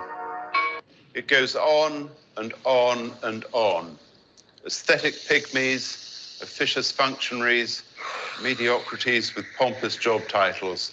Soon an entire architectural epoch will have been pulverized into extinction by legally sanctioned vandals. Why? A lack of appetite for sublimity, a fear of being afraid or overawed, a mistrust of might, a despisal of intellectual rigor, an impatience with anything which might be deemed difficult. These values abound in a Western culture which demands coziness, comfort, instant comprehensibility, pap, and populism's goodie bag. I use the word sustainable to refer to, what do you actually mean by that? Something that's just slightly less damaging to what and to who and for how long. I don't use the word sustainable. Beware the wolf dressed in sustainable sheep. And that's really a comment on this idea of like buzzwords, fashionable things, and drilling down into what you actually mean by them, what it actually means to you, how you actually put that into praxis. I like the word stewardship. And I've been recently doing some reading around this concept, which comes from the Iroquois, and forgive my pronunciation of this, the Haudenosaunee.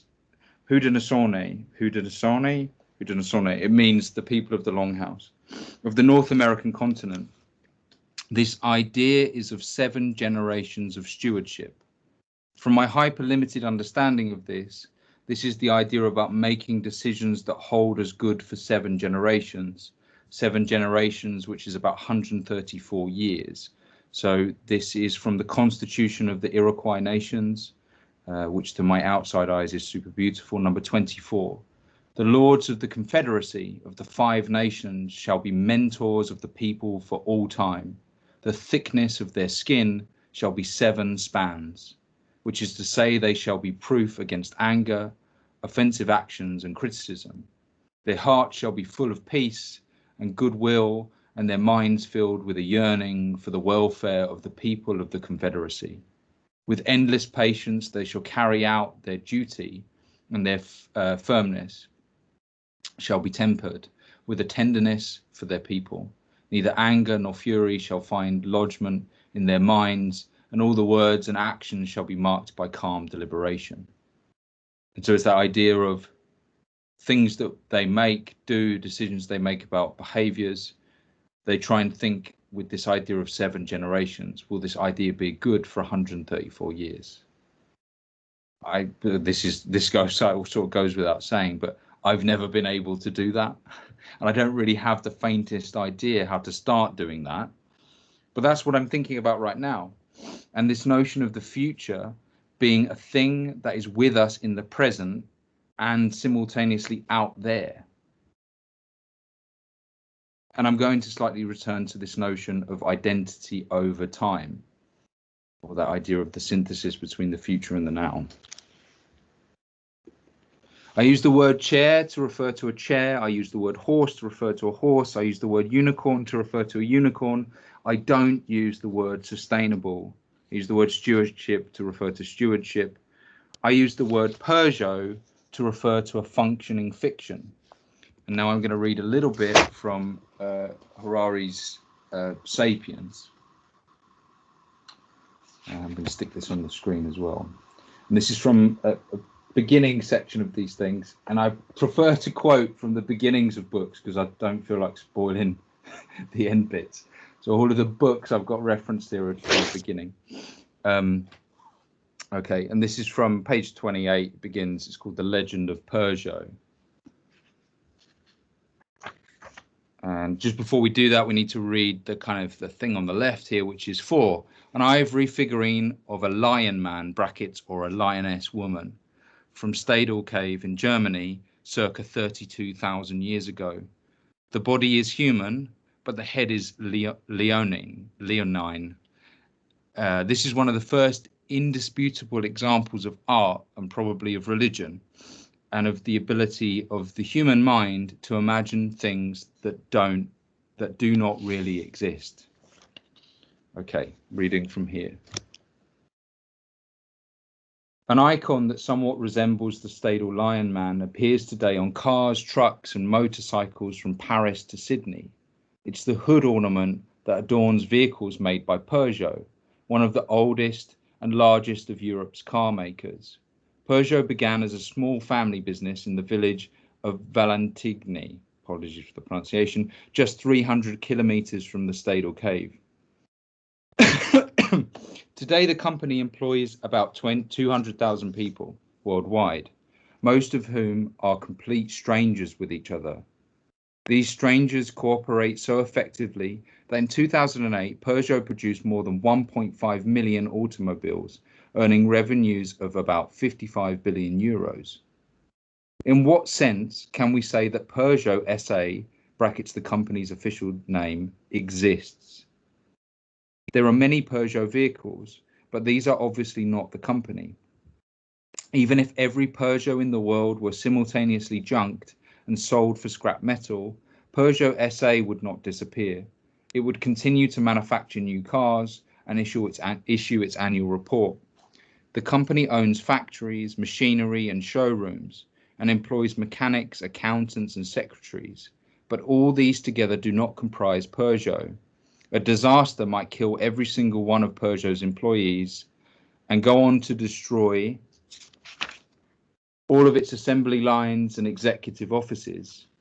Even then, the company could borrow money, hire new employees, build new factories, and buy new machinery. Peugeot has managers and shareholders, but neither do they constitute the company. All the managers could be dismissed and all its shares sold, but the company itself would remain intact.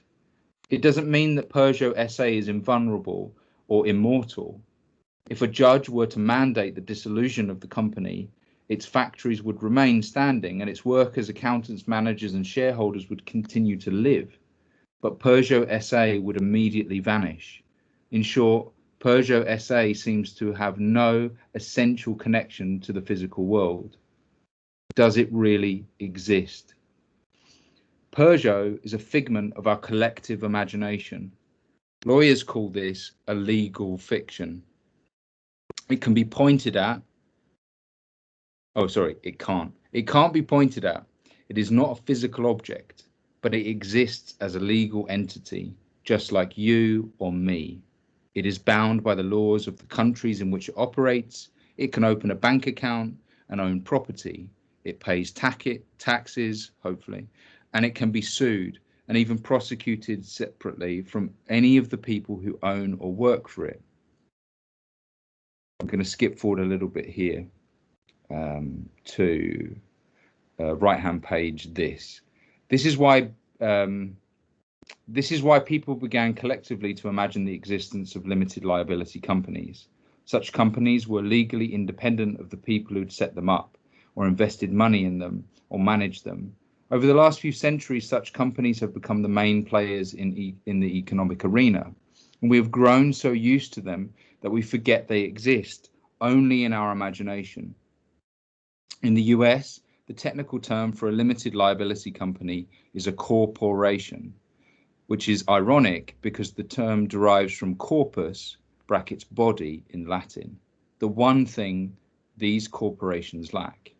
Despite their having no real bodies, the American legal system treats corporations as legal persons, as if they were flesh and blood human beings. And so did the French legal system back in 1896, when Armand Peugeot, who had inherited from his parents a metalworking shop that produced springs, saws and bicycles, decided to go into the automobile business. To that end, he set up a limited liability company. And I'm going to skip further forward again here to right-hand page, telling. Telling effective stories is not easy. The difficulty lies not in telling the story, but in convincing everyone else to believe in it. Much of history revolves around this question. How does one convince millions of people to believe particular stories about gods or nations or limited liability companies? Yet when it succeeds, it gives sapiens immense power, because it enables millions of strangers to cooperate and work towards common goals. Just try to imagine how difficult it would have been to create states or churches or legal systems if we could speak only about things that really exist, such as rivers, trees, and lions. Over the years, people have woven an incredibly complex network of stories. Within this network, fictions such as Peugeot not only exist, but accumulate immense power. The kinds of things that people create through this network of stories are known in academic circles as fictions, social constructs, or imagined realities. An imagined reality is not a lie. I lie when I say there is a lion near the river, when I know perfectly well that there is no lion there. There is nothing special about lies. Green monkeys and chimpanzees can lie. A green monkey, for example, has been observed calling "careful" a lion when there was no lion around. This alarm conveniently frightened away a fellow monkey who had just found a banana, leaving the liar all alone to steal the prize for itself. Unlike lying, an imagined reality is something that everyone believes in, and as long as this communal belief persists, the imagined reality exerts force in the world. The sculptor from the Stadel Cave may have sincerely believed in the existence of the Lion Man guardian spirit. Some sorcerers are charlatans, but most sincerely believe in the existence of gods and demons. Most millionaires sincerely believe in the existence of money and limited liability companies. Most human rights activists sincerely believe in the existence of human rights. No one was lying when in 2011 the UN demanded that the Libyan government respected the human rights of its citizens, even though the UN, Libya, and human rights are all figments of our fertile imaginations. Ever since the cognitive revolution, sapiens have thus been living in a dual reality. On the one hand, the objective reality of rivers, trees, and lions, and on the other hand, the imagined reality of gods, nations, and corporations. As time went by, the imagined reality became ever more powerful, so that today, the very survival of rivers, trees, and lions depends on the grace of imagined entities, such as the United States and Google.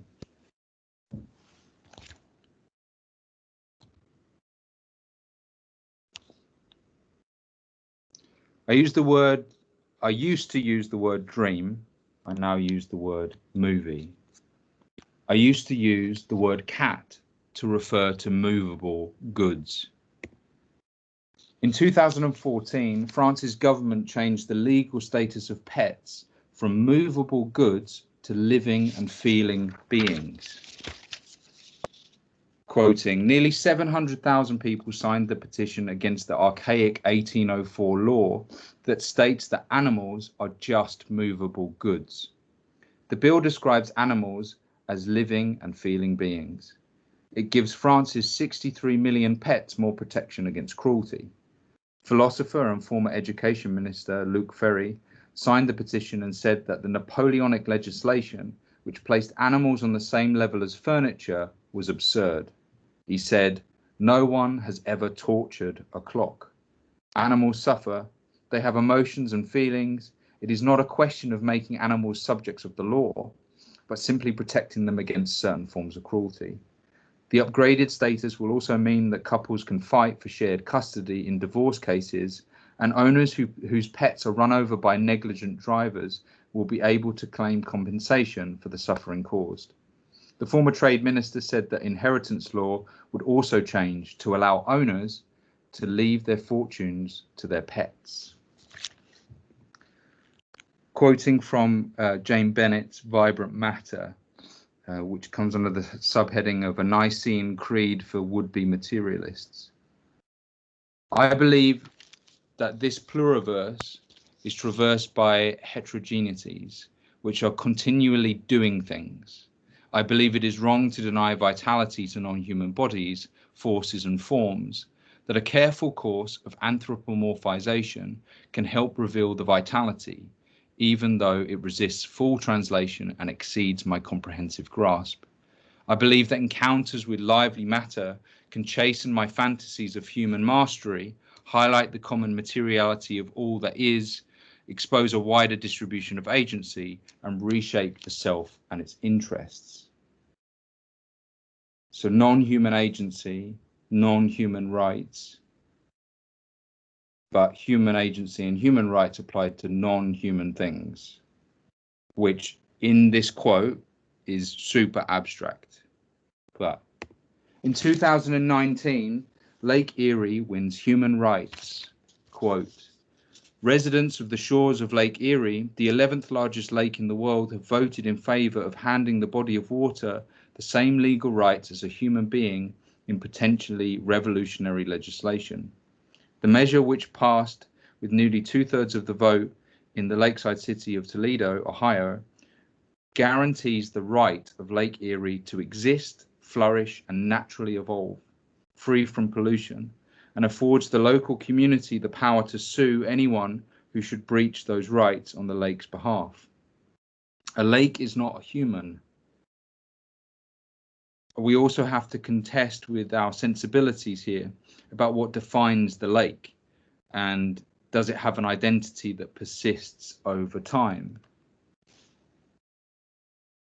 Some dusty philosophical references. Heraclitus, I believe, says, and this is Plato, Heraclitus, I believe, says that all things go and nothing stays, and comparing existence to the flow of a river.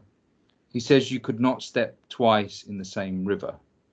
Probably heard this phrase, it's super repeated all the time. You can't step into the same river twice. And then from one of the oldest philosophical thought experiments, the ship of Theseus. For they took away the old planks and as they decayed, putting in new, stronger timber in their place, insomuch that this ship becomes a standing example among the philosophers for the logical question of things that grow, one side holding that the ship remained the same, and the other contending that it was not the same. So just to kind of summarize that, the ship of Theseus is like one of the oldest thought experiments in kind of, well, the philosophy that stems from Greek philosophy. And this idea of kind of if you took a ship and along its journey you started replacing all of the components of the ship with new components of the ship as it sailed from one landmass to another, and by the time it reaches the other shoreline it has none of its original parts. The question becomes, is it the same ship? And again, this is like a thought experiment that's gone round and round and round, and kind of again, reams and reams of text have been written about it, and hysteric people like me just sit there and think about it, right? But where it becomes important is where these thoughts or dispositions you have towards the answer of that question, is it the same ship? Does it have identity over time? Is it a thing? Those impact on reality. Like with all these things, there is the kind of academic joy of playing with these notions, but also when you start to have to answer them in specific contexts, your disposition towards where you fall in answering them can tell you something about where you sit in the world. So here's a podcast from Malcolm Gladwell. Again, there's a full transcription of this. It looks into a specific case in the USA regarding tax rates and golf clubs. It revolves around the tension between post and pre-1978 tax regulations. If you own something, property, before 1978, you pay like a super low tax rate and it's fixed. If you own something and it was post 1978, you're subject to kind of inflationary tax prices that relate to kind of a property's worth and value. And basically, this is about posh golf clubs are owned by members and were established, those that were established before 1978, they are owned as equity membership. So each person owns a little bit of it.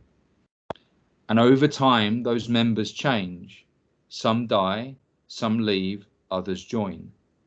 So as time passes, it's still owned by the same people. Or is it still owned by the same people? Question mark. And that becomes the central question of this little essay here. What gets ruled in 2010 in the States is that it's still the same ownership. It doesn't matter that it's changed hands incrementally and the kind of the original makeup of the ownership of all of those members has shifted and changed. They say that it's preserved its identity over time. And what they rule is, and to quote here BD, right, if I haven't had a chance to dig through this a whole lot since I got it, you know, out of the file the other day, but if they kind of can get into it, they're saying if there's no one event that is more than 50% of a transfer, then it's not. Each of those little individual slices are not change of ownership on their own. So what they ruled, and they came down on this decision of the ship of Theseus, was if you replaced 50% of its material reality at one point, that constituted a change. But if you just do it by slice, it's still the thing. This is our ship, planet Earth. And this is a photo of it taken in 1972. Amongst many things that happened last year, 2020, one thing that happened to our ship was this. Human-made objects to outweigh living things, 9th of December 2020. In other words, the combined weight of all the plastic bricks, concrete and other things we've made in the world will outweigh all animals and plants on the planet for the first time. The estimated weight of human-made objects is about 1 teraton. For every person in the world, more than their body weight in stuff is now being produced each week. These astonishing figures have been calculated by a team at the Weizmann Institute of Sciences in Rehovot, Israel, to show how our species is transforming the Earth. Quote, the significance is symbolic in the sense that it tells us something about the major role that humanity now plays in shaping the world and the state of the Earth around us. Dr. Ron Milo, who led the research, told BBC News, it is a reason for all of us to ponder our role, how much consumption we do, and what we can try to get a better balance between the living world and humanity. If we take the line from Harari, from Sapiens, this idea that we cohabit with real things and fictional things, we are now in a situation where the fictional things outweigh the what? They might outweigh the real, the natural, in inverted commas, the non-Homo sapien made stuff. To what extent are we living on the same planet now? We are obviously what extent are we living on the same planet compared to when this picture was taken in 1972? We are obviously still living on Earth. But at what point do you say this is not what we mean by Earth anymore? Or this is not what we mean, what we want to mean by Earth anymore? I don't know, but maybe this is a good time to take a break. So we're going to take a quick 10-minute break. I need to just double check this. Okay, cool. So we'll call it 20 past. We'll come back at 12:30. And then we'll spend some time answering some questions. And then in the second part of this, I want to show some zines and some references. So with that, I'm going to take a quick break and see you back at 12:30. So, okay, right, I'm going to turn my camera off.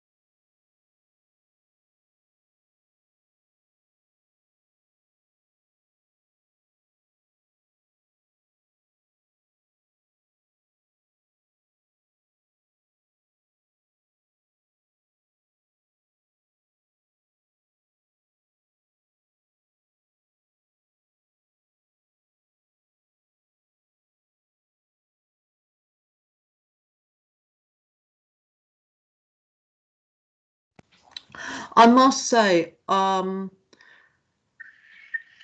this is kind of quite demanding, isn't it, for Stefano, I'm thinking. Yeah. But, so are you happy if I sort of start again at past? Yeah, I think that's fair. I mean, we're still going to end up doing one each, so. Yeah. Cool. How come I can hear you on my computer? Because, oh, wait a minute. Anyway, go and get a cup of tea. I was going to say the same. See you in a bit. Well done. Oh, and you. Yeah, last week was Foucault and this week it's Lacan. That's nice. Yeah, start with easy stuff, right?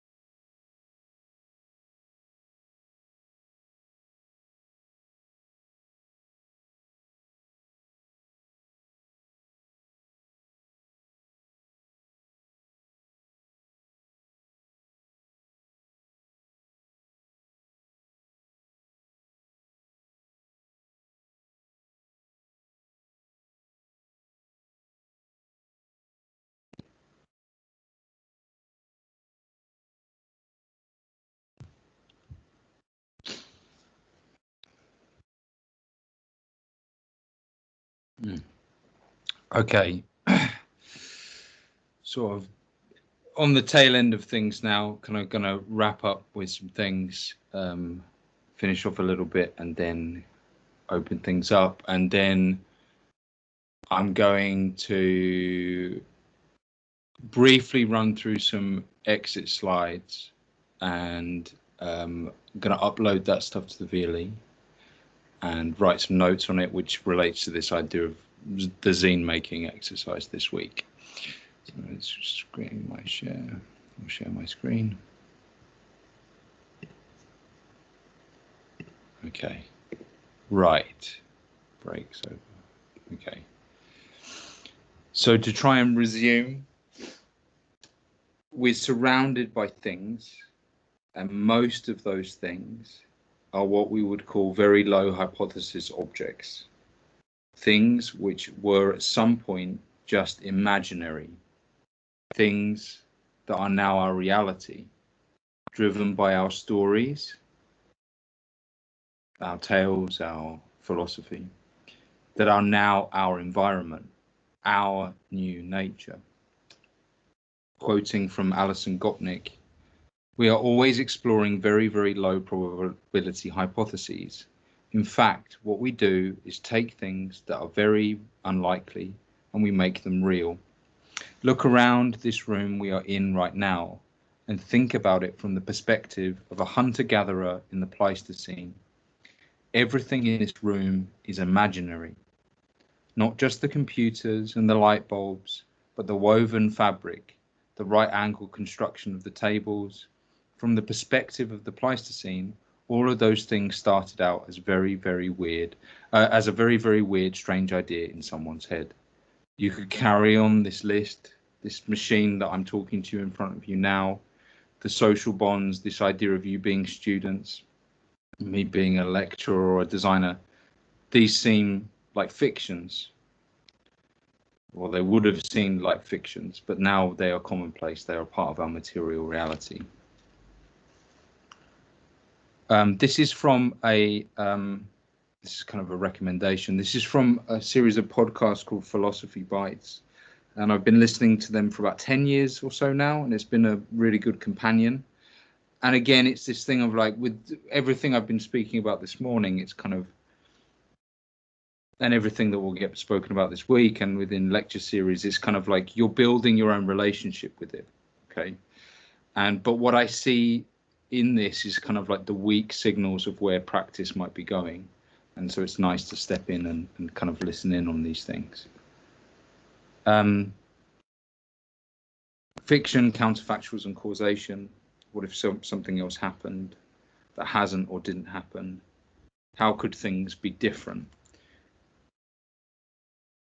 The important thing about this idea of like the low hypothesis or the strange object is that we're not done with this kind of strange ideaing with low hypothesis thinking. We are not done.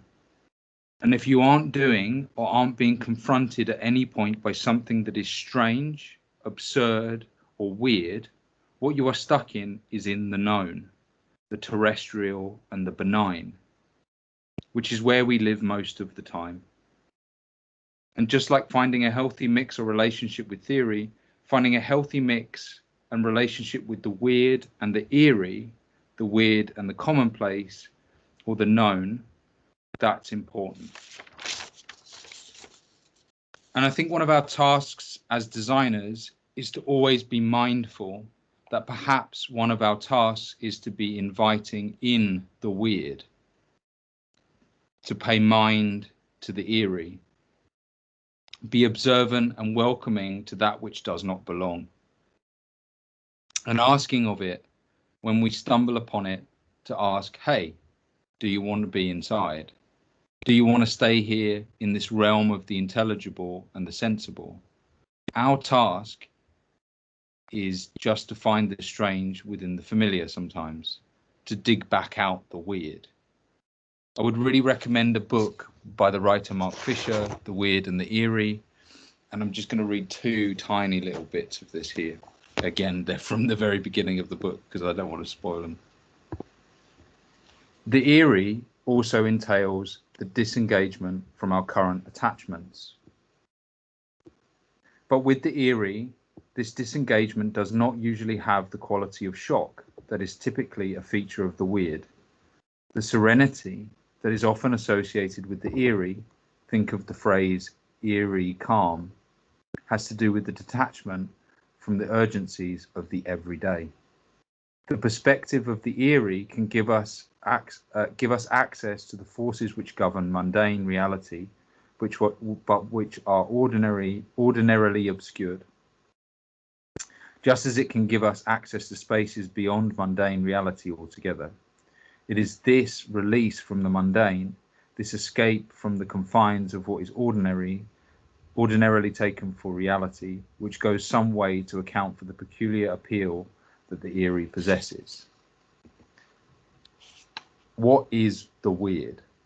When we say something is weird, what kind of feeling are we pointing to? I want to argue that the weird is a particular kind of perturbation. It involves a sensation of wrongness. A weird entity or object is so strange that it makes us feel that it should not exist, or at least it should not exist here. Yet if the entity or object is here, then the categories which we have up until now used to make sense of the world cannot be valid. The weird thing is not wrong, after all. It is our conceptions that must be inadequate. And another quote here from Mark Fisher: emancipatory politics must always destroy the appearance of the natural order, must reveal what is presented as necessary and inevitable to be a mere contingency, just as it must make what was previously deemed to be impossible seem attainable. And this really circles back to the idea that we're not done, that on our ship of Theseus, the floorboards are being replaced, the crew's being replaced, all these components are being replaced. And if you'd have done that all at once, the jolt or the transition would have been weird and it would be totally unfamiliar. But as these things update and progress and kind of as time passes, those things become commonplace, they become second nature to us. And kind of like, I just want to pause and kind of make this note about this idea of the low hypothesis or the strange or the weird. And I think that's a really important thing that we need to be engaging with, and we are engaging with, because our weirdness today will be commonplace 10 years from now.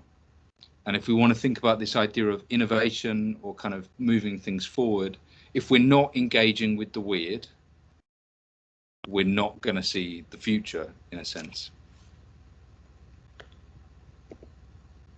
I was going to read a little bit here, but I'm kind of running out of time and I don't want to push things too much.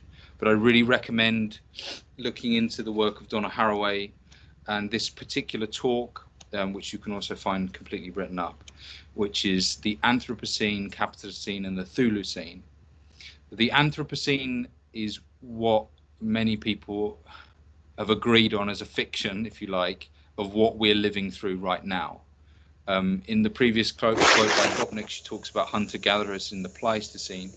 This is geologic periods or eons or eras, and you can see the Pleistocene there at the top, and this idea of the Holocene, which is the now, but this idea that we might be living in the Anthropocene. Haraway rejects the notion of the Anthropocene. She proposes perhaps the Capitalocene, this idea that kind of the main marking or defining factor of this moment now is capitalism.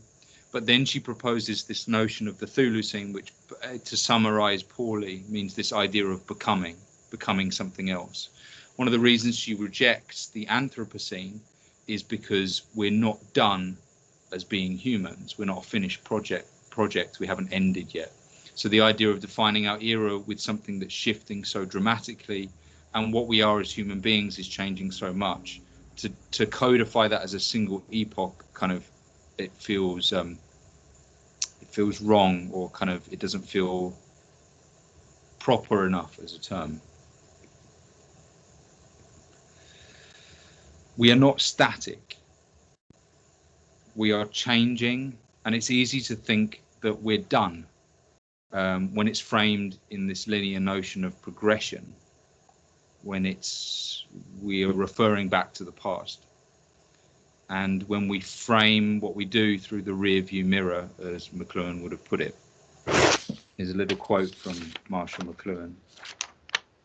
We tend to always attach ourselves to the objects, to the flavour of the most recent past. We look at the present through a rear view mirror. We march backwards into the future. This is a book called The Medium is the Massage. I would highly recommend it. It was designed and written by McLuhan and his long-standing creative partner, Quentin Fiore, who is the graphic designer here. In your brief for philosophy and design, you are asked to look into the future, write a mission statement, principles / manifestos / guidelines / toolbox. What you write, what you construct and design will be a victim of what you already know, codified by language, built with your conceptual model of the existing world. Your proposals, as it is with kind of everything we do, is based on examples of what has come before, what's worked before, plus the addition of the low probability hypothesis or the fiction. And it's the synthesis or tension between those two things that give you the weak signals of the future. But you have to remember that you have to be dealing with low probability hypothesis. Otherwise, we're never going to do something new. So that's the tension. What you already know, what's the low probability thing that you want to try and aspire to or push towards, and how do you synthesize those into reality? As you write these things, I would want to give you an example of a tool here. One again that doesn't need to be this person's concept, but I've read it and I'm attached to it now, and it's kind of a stupid word that I don't really like to be heard said out loud, and I don't say it out loud apart from in this talk now. But it is something that I do think about and I remind myself of when I'm designing things and when I'm doing things. And it's from a book by Edward de Bono, and it's called Poe, P-O, Beyond Yes and No. It's from 1973. And Poe is basically a made-up word that is neither yes or no. And it questions that kind of like binary dualistic thinking of yes or no, and it proposes this interstitial, this thing that's in the middle. And he refers to these as the intermediate impossible. And it's this idea of the proposal of impossible things as a route to the possible. And as a creative exercise, I think it's super valuable. And I think it's an important thing to remember when you're doing stuff, this idea of kind of not rejecting things immediately, because either that they're impossible, not attainable, you don't have enough time. It's to kind of spend some time with the intermediate impossible, because it shows you the route towards the possible, which is kind of obvious, but it's good to remind yourself of it, because it can feel disheartening, this idea of kind of like, well, how, you know, as Catherine was saying, like, how do we solve something? How do we get it right? And it's kind of like, we're in this process of moving towards something, and it's always good to remember that you're always moving towards something. And so this is also framed here, and again, I'll send a link out to this text, but this idea of outrageous ideas. So it says here at the bottom, the intermediate impossible is useful with ideas that at first seem wrong, but later turn out to be right. Since virtually all new ideas must at first be judged wrong, because they cannot fit the old framework. This function of Poe is very useful. Nevertheless, Poe 1 can also be used with ideas that are completely outrageous and will always be wrong. That is why Poe 1 is so much stronger than the word suppose, which offers weak support to ideas. So you say like, oh, I suppose we could do this. It's like, you say Poe. So it's like, you'd say, yes, we're going to do this, or no, let's not do that. You say like, Poe, do that. and it sits in between those two things. And again, that sounds totally ridiculous, but in that ridiculousness, it kind of frees you up. It frees up all ideas you have into just being these interstitials, these things that sit between, that can sit in the liminal space of like the not possible. And your task is then, through iteration, through design, through making things, you bring them into the realm of the possible. And in some of these examples, de Bono shows kind of like wheelbarrows that don't work, or paradoxes, the idea that a factory should. So it says river pollution, industrial pollution of rivers is a very serious problem. What happens is that a factory puts out polluted water into the river, and it is the people downstream who suffer. To help solve this problem, you could set up an intermediate impossible. The factory should be downstream of itself, which is a paradox. It can't be downstream of itself. And he runs through this idea. And although that's an impossibility, that's kind of what you want. The idea here being that those people who are damaging something should be the first to be aware of it. How would you do that? You could rearrange reality and you could put them downstream of their pollution. And then you could start to think about kind of the ways in which you would actually make that happen. And there's all sorts of solutions we could propose. So I'm using that word Po.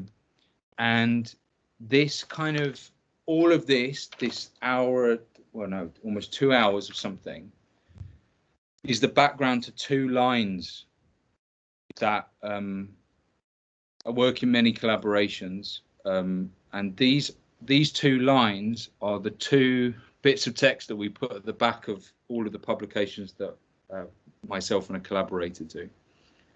And it's right follows wrong and function follows fiction. And all of that reading, all of that mass, all that matter, and all that kind of continued reading and engagement summarizes itself in these 2 lines, which are kind of like a philosophical credos, which I've got problems with, even though that I wrote them. But these are kind of guiding principles that I use within my design work. Right follows wrong, which is this real acceptance and admittance that what we are doing is wrong. And what we are doing is only intermediate. It's only somewhere in between, and it's liable to be bizarre and weird. But from that follows what we then will at some point deem as right, or someone else will see as right. And then this idea, which is a rewriting of like form follows function, which is function follows fiction. This idea that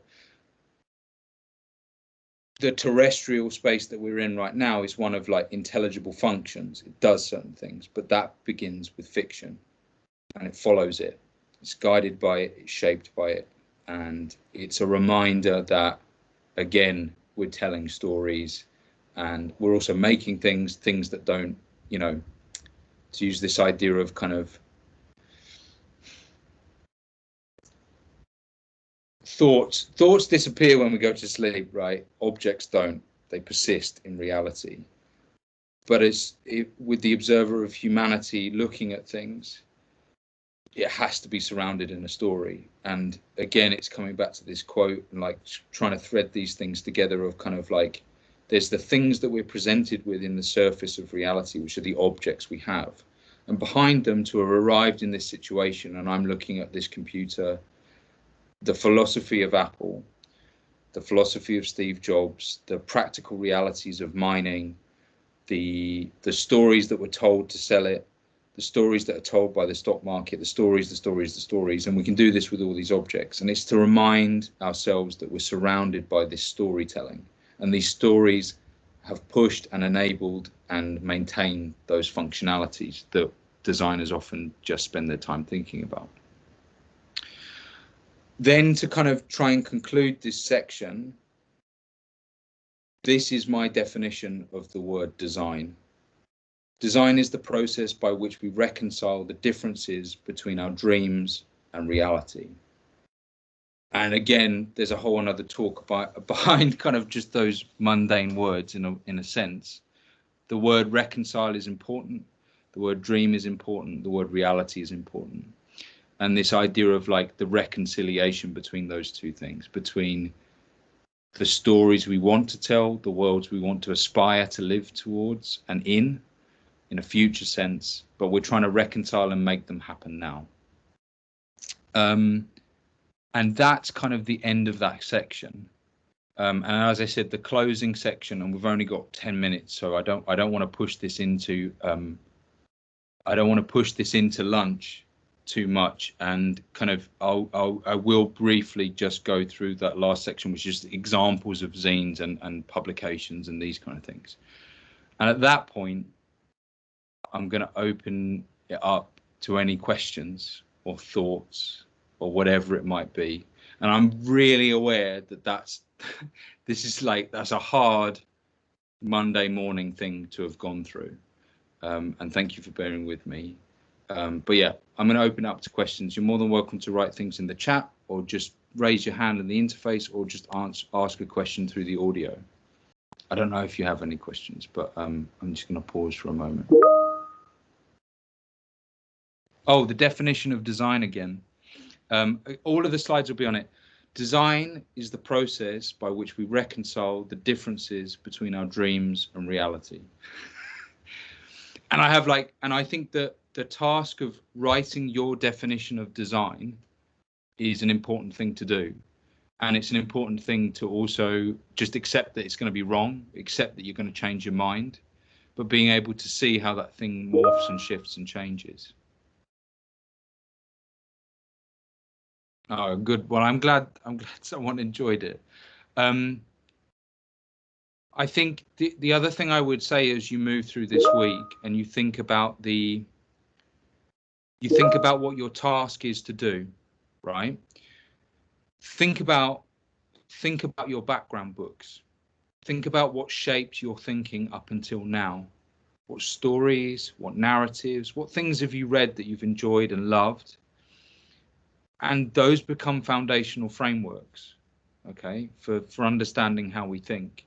And as I said before at the beginning of this, it's like you don't need to use Lacan. And like I said, it's like I've tried my best to understand it, and I understand it to the point that I think it's useful, because I'm not a philosopher. I'm never gonna, well, never say never, but like I have no intention of adding something to the philosophical discourse that will change that position. Like I'm extracting something that I want from it, that I think is useful. And I think that that's really important for us, is that this idea of, and if I could do another hour, I would talk more about this idea of surface encounters in relation to something that I'm less familiar with, which comes from an Islamic tradition of philosophy, but this idea of surfaces interacting with each other and total knowledge. And that comes from a group of philosophers called the speculative realists. And I'll chuck some links into that. The reason I became attached and fond of the speculative realists, or the object-oriented ontologists, was because they were founded in Goldsmiths in 2008 when I was a student. And I saw a poster for the conference and I was like, I like those words. And then I ended up reading all that stuff. And it's kind of this thing of like, there are some things which become essential to know, but in some sense,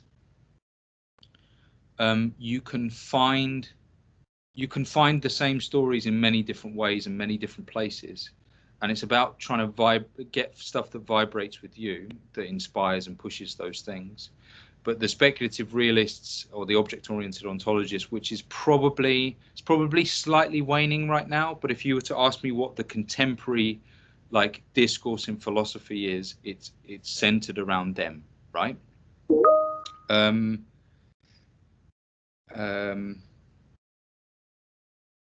where was I going with that? Anyway, what vibrates, what matters to you? Okay, so are there any questions for this project? To a large extent, it's quite personal, based on our background books. Any advice on how successfully to it in a large group? I think the thing is that I think bringing yourself to this is important. And the thing is that you can have contradictory notions of things, and that's fine. It's like, that's why I like this word reconcile. And I also like things that are contradictory, that undermine each other, that kind of sit side by side. And I work in many collaborations in my design practice, and there are some shared things that I guess we agree with, but then there are big disagreements, and those disagreements in that conversation are the most productive bits. But I think it's about being respectful, and kind of, I don't think I've fully communicated this idea of the Poe, and I really wish I wasn't having to say that word out loud. It's so stupid. But this idea of not saying yes or no to things, like yes or no are really powerful, but saying kind of something in between, or like another lesson that you could take from kind of like improvisation within comedy, or within comedy, or within improvisation in music, is you say yes and Poe is kind of yes and, or no and. It's kind of like, it's this intermediate space that can be shaped. Are you asking us to dilute our collage our ideas as a group? I wouldn't want to use the word, again, thinking like this is the other thing in this talk, which is like the specificity of language, of like what you mean by words. I wouldn't want to use the word dilute. What I would want to use is the word synthesize. And again, I'll chuck some links and references into this idea of the synthesis, which is a word and a term and an idea within design that was like really unpacked by a guy called John Wood, who founded the design course here at Goldsmiths. And a synthesis is this idea of things being more than the sum of their parts, in a sense, and also things behaving differently or chaotically within a network. And kind of that, reframing it through someone else's perspective is an important thing. Reed asked, what's the reasoning behind? I was going to just add in, if it's helpful. Oh, yeah. Yeah, I would just to really kind of just back up what Stu's saying, but I think with this, and definitely from my own perspective, and I think that comes back to what I was saying at the beginning about not necessarily finding solutions to things. I think it's much more about having that kind of dialogue and that conversation as a group. And some of the quotes and some of how I've written the brief comes from kind of feminist theory around care and practices of care. And you're going to hear another talk from Sarah a bit about it, but that's also something that is a kind of approach that kind of ethical dilemmas and difficulties emerge, and it's kind of about sticking with those and not trying to hide them, but working through them, making that visible. So I think that's really fine. I just wanted to say that again, that it's really fine that the zine may be a dialogue of different opinions and conversations. That's, to be expected. Yeah. Definitely. No, and I think, like, in this kind of these small lined manifestos that under a different guise we wrote, and we should get to Reed's questioning about the groups. As far as I was aware, Catherine, they're a mixture, aren't they, of the groups? Yeah, so the group is, but it's who you were with as 1.3, that's right, and then you're with another additional group. So it just means you know some people a little bit, and some people you may or may not know so much. It's, I'm mindful that this time it is a summative assessment, so I thought it's nice not to throw you totally into a new field of people, but it's also harder to know how we're operating at the moment, who you know or who you don't know. So I've just sort of tried to put you with some people I know you will know for sure from the last project, and then some perhaps new and unexpected people. So I hope that's helpful and productive rather than... Yeah. And I think that the idea of a dialogue, again, Western philosophy based, it's a little bit different in other traditions, but like, I don't know, Plato and Confucius, they're all dialogues. And this idea of a conversation, and before the power of the written word, this was an oral tradition, right? The Iliad of the Greeks is an oral tradition that eventually gets codified into language. I think that somebody said, somebody who I don't agree with most of the time, and I will say their name here, but this Jordan Peterson guy, who maybe you've heard of on the internet, maybe you haven't, who entered kind of like contemporary kind of internet discourse and kind of this surrounding political space a few years back. Again, lots to disagree with, but he said something, and there's also this other thing about kind of like, not, you know, we can disagree with somebody's positions on all sorts of things, but we might agree with them sometimes. And I think that that's important, to not be blinded by that yes no thing. And I think it's one of the things that kind of, without saying things that I can't quite back up, but kind of one of the eras, defining relationships of the eras we're running through, is quite a dogmatic time. Like the tensions, like you either hated Trump or you loved Trump. There was no one who was sat in between. There was no intermediate pole. And I'm not saying that I'll say I hated Trump, and it's very hard to find anything within that person's project of presidency, or even our current prime minister within this country, that I agree with, right? It's really difficult. But it blinds us to this idea that kind of like we should probably be addressing ideas from first principle basis, and we should be looking at what those things really mean, and try and separate them a little bit from the ideology.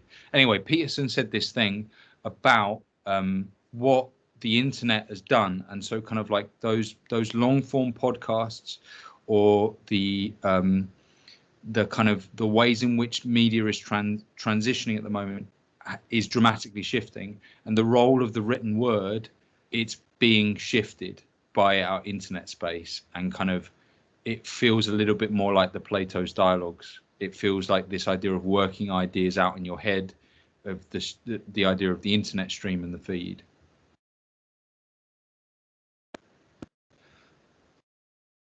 Okay, Luke, we'll have a little conversation about this idea of people turning up and kind Sorry, of. I'm going to type a reply to that. Okay, right. Just really quickly, I will just go through, and I'm not going to eat up lunch. I'm just going to go through kind of just to give you a heads up about what's in the rest of this document that I will send you, which is some links and references to other books that I think are important.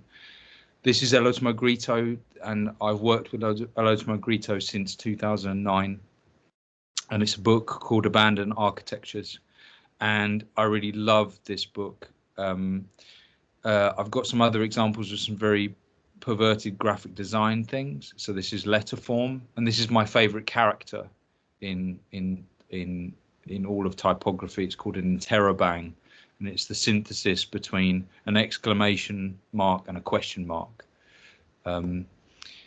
Stones Against Diamonds by Lena Bobardi. Again, these are kind of small bits of text and observations. She's an architect, and these were her kind of observations about spaces. Junk Space with Running Room is from Rem Koolhaas and Hal Foster. I used to work for the Office of Metropolitan Architecture briefly, but it was really formative, and I really like the writing of Rem Koolhaas.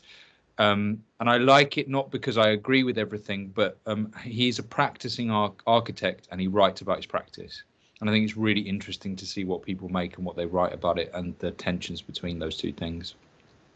I think the idea of junk space really relates to this brief. And so this is quite a short text that I'll send you the things. This is Italy, the New Domestic Landscape. And again, I'm going to send this over, and there's a little video clip that goes with it.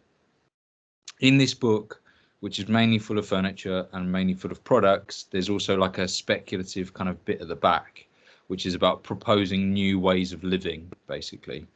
And in this book, they divide up the discourses of design in the 70s, 60s and 70s under these three categories of conformists, reformists, and the confrontational. And again, it's that thing of like relating back to the beginning of this talk with this idea of like Lacan divides up into four discourses. I've forgotten how many Jungian archetypes there are, and I've forgotten, you know, the four personality types. It's like people are always trying to kind of codify these things, but it helps you frame where you sit. So I'm going to send over the video link to that. Here's some examples of stuff from that book. First Things First manifesto, 1964, which was then rewritten in 2001, I believe, by Carl Larson, who founded a magazine called Adbusters, and it's this idea of a manifesto of graphic designers. Xenofeminist Manifesto, fantastic book, beautifully kind of brought to life in these color, shapes and forms. Then there's a very dense page here, which is zine references. These are people practicing right now. Some of them I collaborate with, some of them I contribute to, and that's just like a good kind of list of resources to have a look at. Then I've also got some examples of some stuff that I do right now for the last 5 years. And if it wasn't for Corona, this stuff wouldn't be archived online, but because we had to do a zine fair recently that was online, there's the stuff indexed. And some of the scans and images in this talk are taken from these zines. And I've got some examples of kind of like this compilation of disparate things that have got tensions within them that don't quite sit or maybe disagree with each other. And so you can have a look through some examples. I've also put in some examples of a book that I and Olotimo Grito did last year called They Painted the Mountains White. And it's just been republished as part of a text that's just come out in New York. But it's about ecology and about our moment in art. And this book was commissioned by the Verbier, Verbier Art Summit. And it's about the cultured landscape and ecological impact. And I just wanted to mention this. It's got some examples of the writing and it's kind of assembled from different things. And there's 3 of us working on this. And we're thinking about different things. We're running things past each other. We're contributing to different sections in different ways. And there's like it's not as unified as like this stuff that this one that I do myself. It's kind of like, it's pure kind of my dogma about things, even though there's like many inconsistencies. But this is a collaboration. This is that thing of kind of like, it's hard to tell the whole story of this, but like if there were a series of components that we contributed to individually, you're finding these moments that sit between them where you synthesize your ideas. And all the best ideas in this book have just been kind of run through other people. And then I just wanted to kind of talk or show a little bit of some very ugly process, which is this idea of like iteration, of like relentless iteration of it. And these are just like some boring scans of like to-do lists, which is basically what it eventually becomes, which is kind of like, need to do the credits here, need to find the reference here, need to do it. And it's like redoing and redoing. And here's some bad mock-up prototypes of maybe what things would look like. You know, it's ugly stuff. And then this is part of the conversation we have, and kind of, I think that Miro does this well online, and obviously there's many text conversations we were having, but this is us kind of like trying to figure out what the logic of this book is like, and this is like so early on in the process. And so my big thing about doing anything and doing this is like this idea of reading, reviewing, notes, rinse, repeat, and iterate. And iteration is so important to everything we do, and to not feel like it's done, and to try and move past our first ideas. And then the little note on the side says, remember to mention reading on iPhone before bed. And I'm going to turn my camera back on. And it's that thing of kind of like exporting something and seeing it as if it was finished and reflecting upon it. It's good to print things out. It's good to manifest them in some way like that. But even moving them to another device, this talks text, it's kind of like, I export it and I read it on my iPhone. And what happens when it's on the iPhone, when it's outside of like, I write in a thing called IA Writer, not Word, I can't stand Word. But as soon as you're confronted with the text in a form that you can't edit, you see the mistakes. You see what you want to improve, and you get a little like emotional flutter that maybe this could be the final thing. Anyway, so that's fully summarized now. I'm done. And I'll send over those links and references and things. But yeah, that's how I wanted to end it. Okay, Catherine, I think there's a few more questions, but I think I've tried to answer them and typed as they've gone. The only one I don't know to hand is the percentage of the grade. I don't have that stored in my mind, I'm afraid. 60, 15, 15 is 30, 10, 10. So you've got It's three contexts. Thing. Yeah, you've got three context. You've got three context essays this term. This year. Your year is made up of 120 credits. Studio practice, which when we get to the summative assessment, that's worth 60 credits, so half of your marks for this year, if you like. And then the rest are divided up between technical studies, methods and processes, and your 3 lectures. And so I think they might be worth 10 credits each, but I'm going to need to double check that. But you can find all of that information in the handbook. Yeah. Any more questions before we break for lunch? Well, thank you. okay, right. Thank you very much. Thanks. Have a good week and good luck. And where's the handbook? It's on the VLE on the year 1 design page. Okay, all right, take care, and I'll see you very soon, and we'll be in contact about the next project. But have a good week and good luck. Bye.